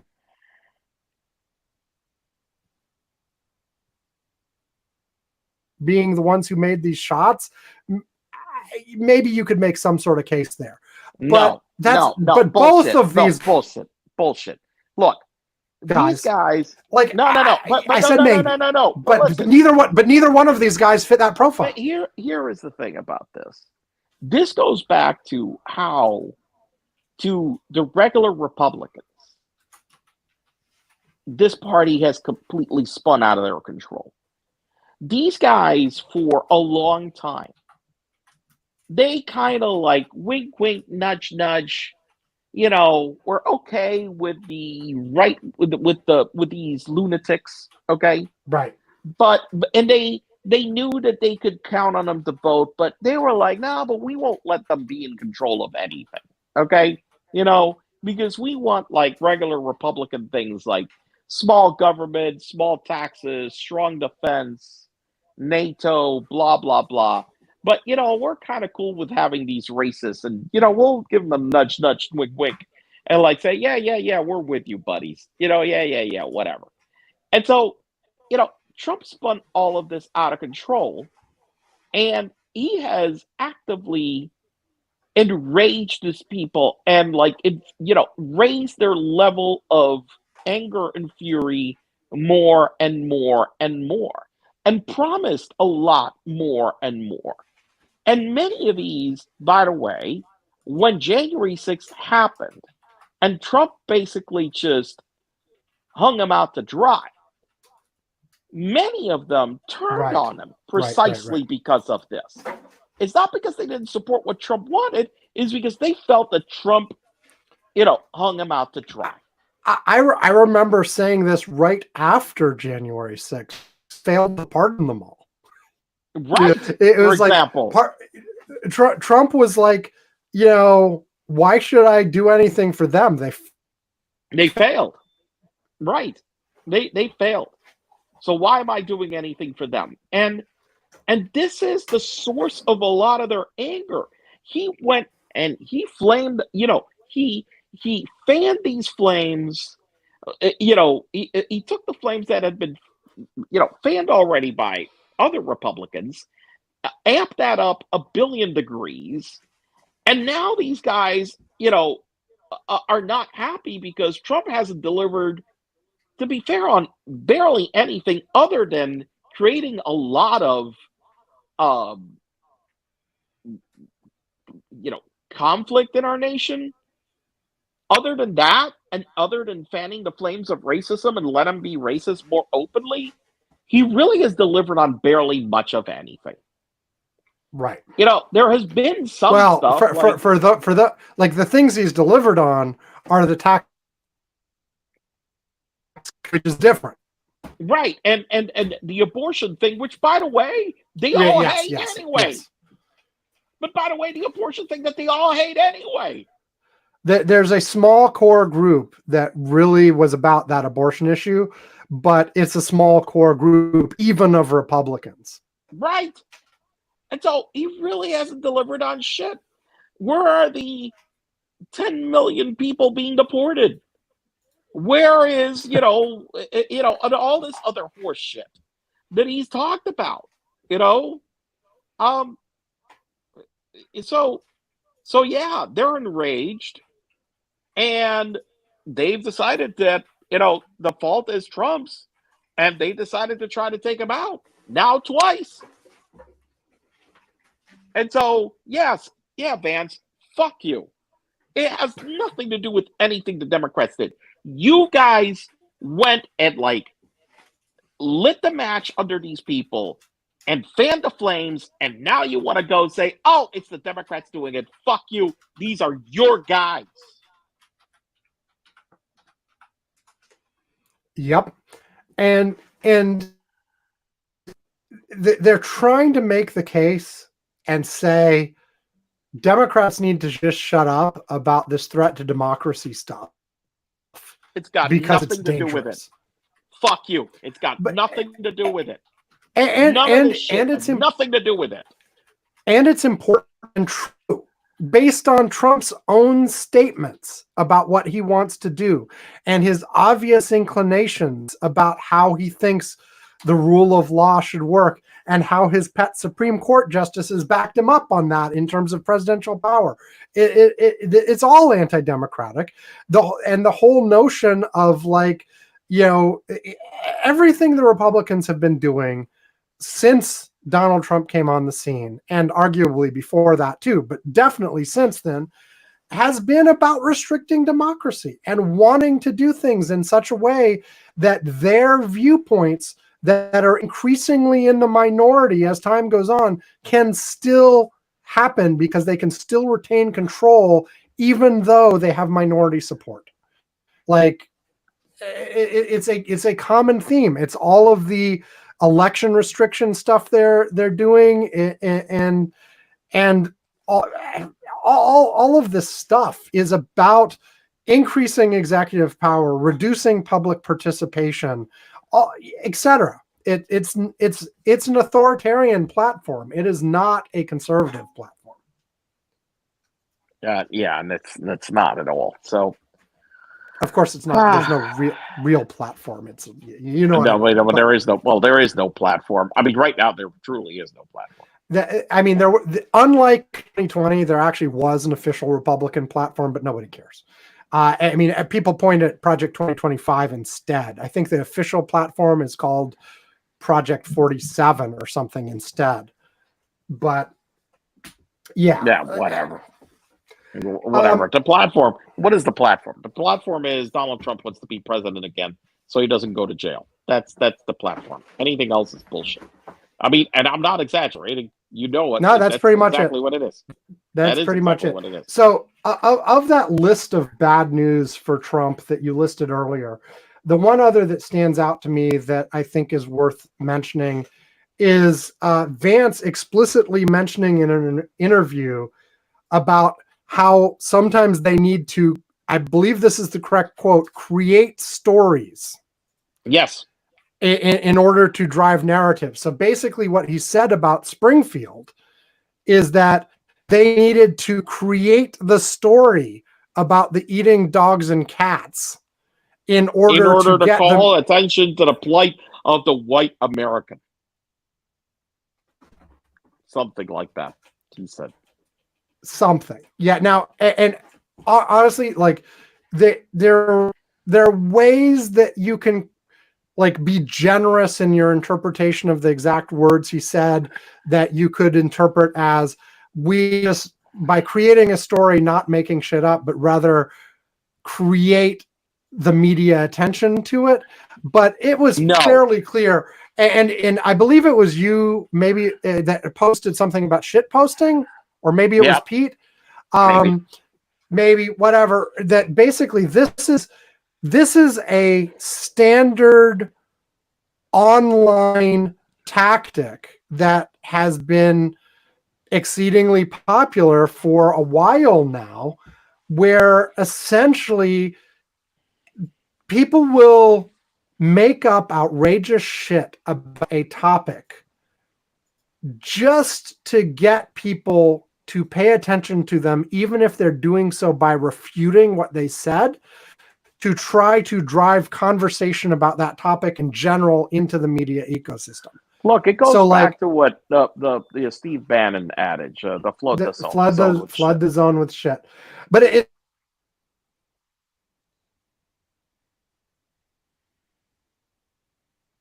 dogs and cat stuff is bullshit, and all of the coverage is talking about how it's bullshit.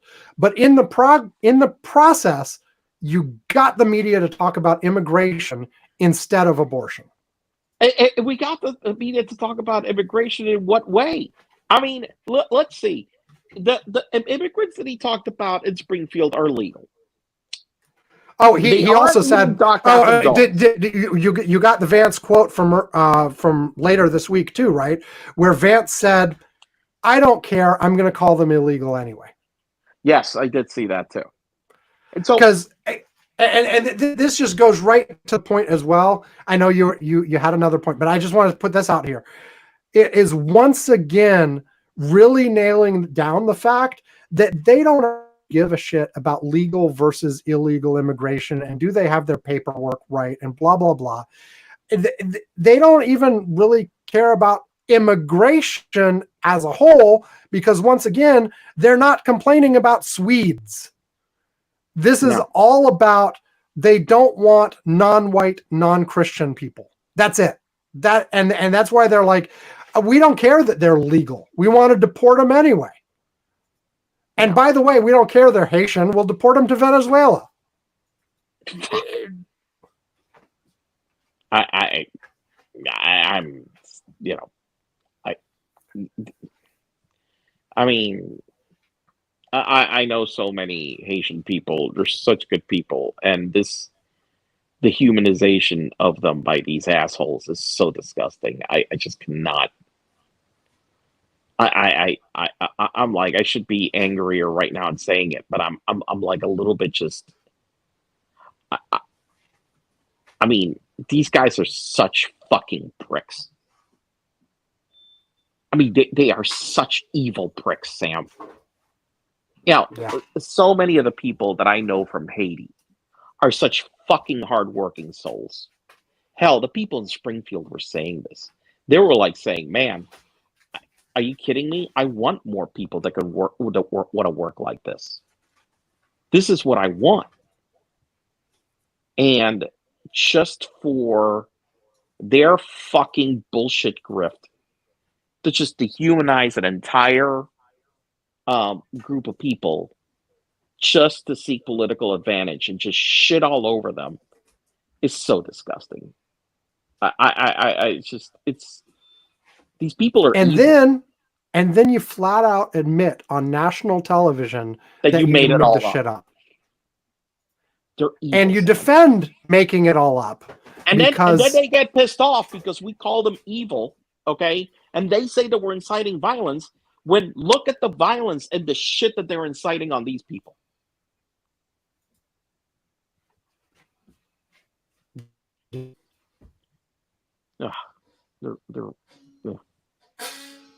I can't. I really, I mean,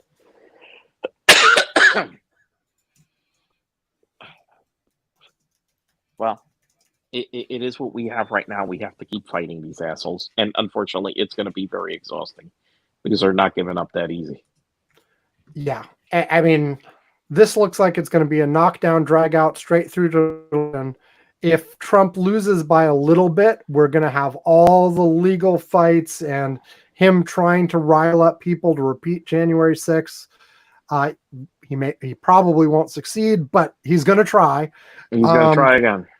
And even if he loses by a lot, to be honest, I don't think we are yet at the point where the Republican Party will be like, on reflection, we were wrong. Let's take a different direction. They're not there. They're not there yet. They need like a decade in the wilderness or more before they would do. And it would be because all the old people died off, right? It wouldn't be because they actually changed any minds. So even if Harris pulls this off and wins, this ain't over. We No. got major parts of the country where majorities, big majorities, support these jackasses. Yeah. Yeah. You know? Yeah. I was going to say, including where you are, but back to polls for a second, Florida's looking a lot closer than it was. And listen, back where I am, I'm sorry, but my county has been I know Democratic. your state is. I don't care. I don't give a shit about your county. Your state has been nice and red. But what I was saying, nice and red. It's down. It's down to. Listen. Wait. I just want to say, like, the whole point I was making is that's been slipping over the last couple months. There's been a trend. It's been getting closer and closer and closer in Florida. Florida's down to 3.9% in my average now. Listen, and this is the thing that pisses me off about the lack of effort of national Democrats with Florida trying to write it off. And now all of you have said this shit. Listen, there have been so many fucking close elections in fucking Florida. Yeah, I know. I'm sorry. Obama won twice.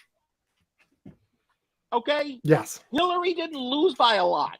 The only it was and even in 2020, it was pretty damn close. Yes. Let me bring that up because I think here we go. Election 2020, Trump won by 3.4% in Florida. I mean, that's not a blowout. That's not a blowout. None of them have been.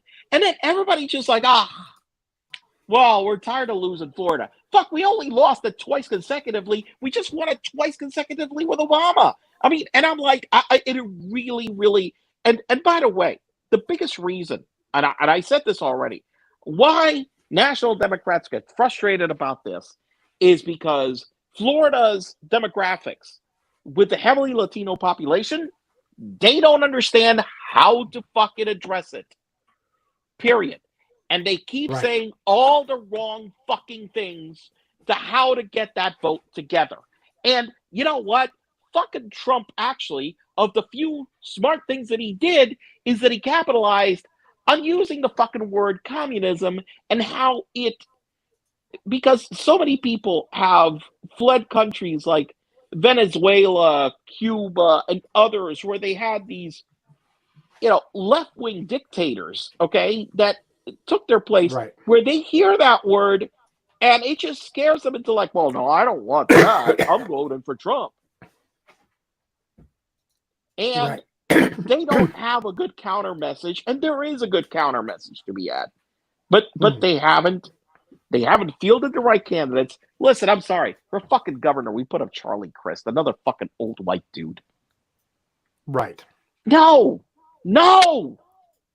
This is wrong. I don't know. And so the Florida Democratic Party has been fucked up for a while. I think the reason why this election is getting a lot closer is just because of the issues themselves and abortion and other things and whatnot. But it hasn't been because the Democrats have done a good job in Florida. Right. So, but listen, there have been a series of polls on the Senate race with Rick Scott.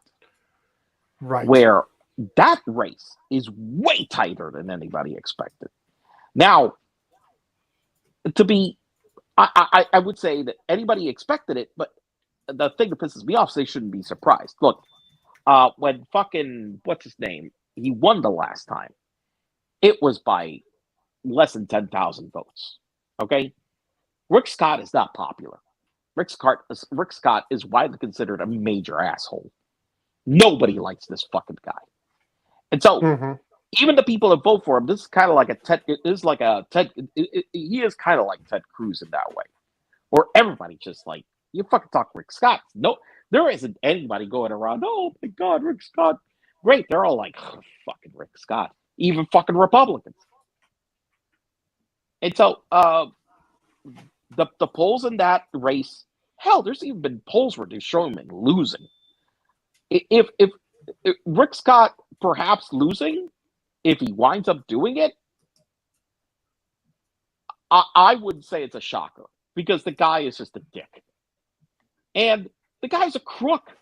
And I don't understand how the fuck this guy doesn't get more raked in the coals over the fact that he was a CEO of a fucking healthcare company that had the biggest Medicare fraud ever.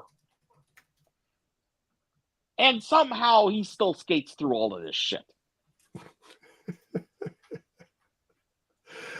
Yes.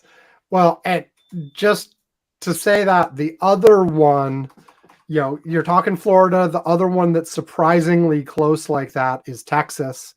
Cruz is still leading in most of the polls, but Allred, the Democrat there, is a lot closer than anyone thought he'd be. So what's the margin right now? Well, RCP's average has Cruz up by 6, but the most recent poll, the one that came out earlier this week, actually has Allred up by 1. Jesus. Well, that's enough. Look, and like other recent polls have Cruz up by 3 or 4. So listen, I've spoken to a whole bunch of like Republicans in Texas, and man, I've never Cruz, seen. Yeah, they hate Cruz. I mean, those guys hate Cruz, and I'm like, you're like, Jesus Christ, even these fucking guys hate Cruz. You're like, what the fuck? I mean, the thing is with these, like, if we have a normal election year, Cruz will pull it out. And probably your guy there in Florida will pull it out too. If we end up with a Kamala Harris wave, she may bring these kinds of Senate seats along with her. I'm seeing Senate Texas 2024. This is a morning consult poll, 45-44 Allred. Yep, that's the one. But look, I will say that. I mean, the Florida seat was a Democratic seat up until the last fucking round. Right. The margins have been like 3 points, 2 points. There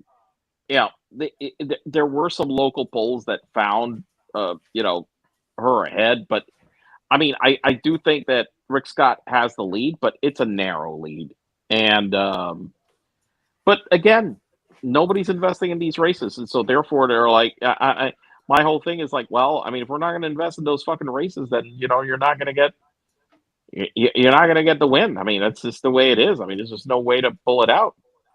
Well, and I don't know how many times we've gone on before about like you got to keep with the 50 state strategy. Yeah. You can't just even deep red states, you can't just abandon them completely. No, because things matter on the margins anyway. And if you're ever going to change the environment there, like maybe all you can do right now is go from 20% to 25%. That's still progress. That's still important. I know like because we have first past the post, winner take all elections. It's not like some sort of proportional thing. There's a lot of mindset that if you can't get to 50%, it's not worth even trying. But you have to build that presence on the ground to change people's perspectives, not for the next election, but for the next 10 elections. You can't just abandon it, or of course you're never going to get anything. Then you're just going to have the situation where all the people who live there who would sympathize with you end up leaving because they feel like there's no hope for their position there anymore. Yeah. So, okay. Right. Senate wise, I don't have anything else to, I just want to say real quick, like Montana, most of the polls look like the Republicans going to hold on. Tester has shown a lead in one poll I'm seeing, but the average seems to be against him. So that's going to be a tough one. Ohio, it looks like Brown's probably going to be able to pull it out. Yeah. I don't know. Nevada, that looks good for the Democrat too. And again, what we said, like the map is really, really tough for Democrats in the Senate this time around. They pretty much have to run the table to retain control of the Senate. And I think a lot's going to tie in with the presidential race. Again, if it ends up that like Harris is popular and drives all kinds of people to the polls that wouldn't otherwise go there and has some coattails, then maybe she brings along a couple of these Senate seats, and that makes all the difference. Yep. But Yep. if that doesn't happen, like if Harris just barely pulls it out, then the Democrats are probably still losing the Senate. I could see them picking up the House, though. They're probably going to pick up the House. I could easily see the House and Senate both flipping to the opposite of where they are right now. You know, I don't know. It's all it's yeah, it is what it is. Okay. Can we be done? Yeah, we're done. Okay. Go to curmudgeons-corner.com and you can see all the stuff. All the stuff. You can see the archives of our shows. You can see all the ways to contact us. You can see a link to our YouTube, which, by the way, we're up to 5 subscribers on the YouTube. Yay! 5. We got myself and Yvonne are 2 of the 5. We've also got Jonathan, who we mentioned last week, who's on our Slack. We've got Sean, who left a comment last week that we mentioned. And then we've got someone named I Am Cuckoo 2. Well, okay. Well, we're all in this with you. Yes. So welcome, I Am Cuckoo 2. Cuckoo 2. Cuckoo Cuckoo. So anyway, you can check out our videos on there. No one's been watching live this time around, but you know, it's there after the fact if you're interested. And of course, we've got our Patreon where you can give us money, and at various levels there, we will mention you on the show. We will ring a bell. We will send you a postcard. We will send you a mug. And at $2 a month, at 2 months,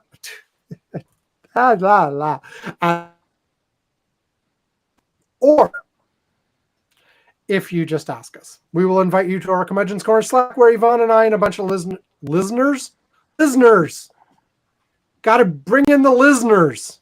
The listeners. Anyway, the listeners. The listeners. Anyway, yes, the lizard listeners. There you go. Yes. The listeners. Oh, we anyway, need to put those up too. Yeah, a bunch of the. We're all in there on the chatting and sharing links and all that kind of stuff. So Yvonne, how about one thing from the Slack that's good and interesting and will make people want to join that we have not talked about on the show? Somebody on Etsy is selling a humidifier that looks like the exploded Chernobyl nuclear power plant. You're going to buy it, right? Yeah, of course. You know, I mean, you get the little like humidifier thingy coming out of the exploded reactor. I mean, that's you know, that really makes you feel very safe, I guess, at home. So that was one thing. Let's see. We got anything else? OpenAI's new model is better at reasoning and occasionally deceiving. So OpenAI's new model is able to lie or simulate compliance with a given task, which I know it's exactly how I want my computer to behave. Hey, I sent the AI send that email. Yeah. I took care of it. No problem. Yes, I sent the $1 million contract. Don't worry about it. Yeah, and it's lying to me. I really don't want my computer to be lying to me. Can I be honest? Well, why not, Yvonne? It isn't really all that different than it just being wrong. God, I guess. You know, I'm looking at my Chat GPT. I now have the new models. Last time I looked, I did not have them yet, but I'm not. It's now rolled out to me, so I can try O1 Preview and O1 Mini, which are both related to the code name was Strawberry, because these models solve the problem. Like famously, all of these chatbots, if you ask them how many R's are in the word strawberry, would get it wrong, because they had no conception of actually the word and the letters in it. It was just reduced to a token that they had. So they were just essentially they were answering the question, how many of how many R's are there in a word without knowing what the word really was. The new model is intended to use a chain of reasoning where it actually tries to figure things out, tries different approaches.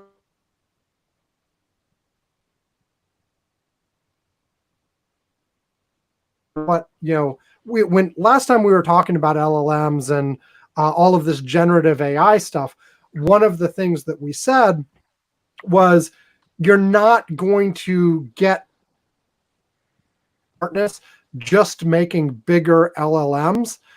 And of course, this is what the AI companies are doing. This isn't just a bigger LLM. They are adding things using reinforcement learning and having it sort of procedurally try different things and blah, blah, blah. So they're a bunch of techniques because, it was getting fairly obvious that, bigger and bigger LLMs do a lot of stuff, but there's certain types of things where you needed something different. So they're trying to inject the something different to get new and better things that I haven't played with this yet. Now that I see I have access to, I probably will play with it a little bit and see what it does. But developments are happening hot and heavy. There's the usual complaints about like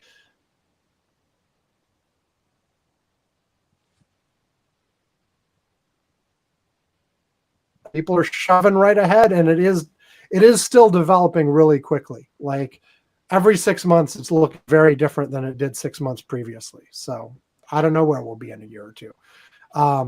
We've said before, like these things tend to plateau and not necessarily go like we talked earlier in the show about full self-driving and its limitations, and you've said on the show before how having trouble with unprotected left turns forever.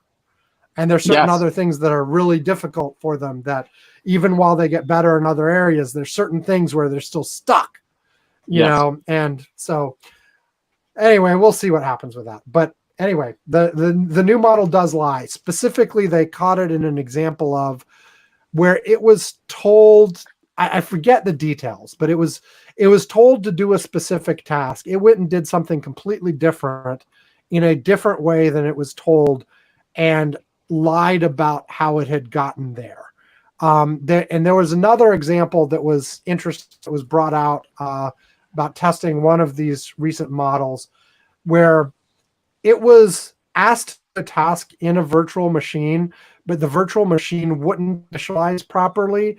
So it actually figured out how to modify the settings on the virtual machine and get it to work anyway, which was not what they'd wanted it to do. It ended up solving the problem, but in a way completely outside of the parameters they'd given it, which is something that even in much less sophisticated AIs from 5-10 years ago, people saw all the time where it would find weird loopholes in the rules and exploit them and things like that. And you're going to see more of that kind of stuff. Anyway, time to say goodbye. Okay. Hey, everybody, as usual, stay safe. Have a good week. And we'll be back to talk to you again next week. Goodbye. Bye-bye.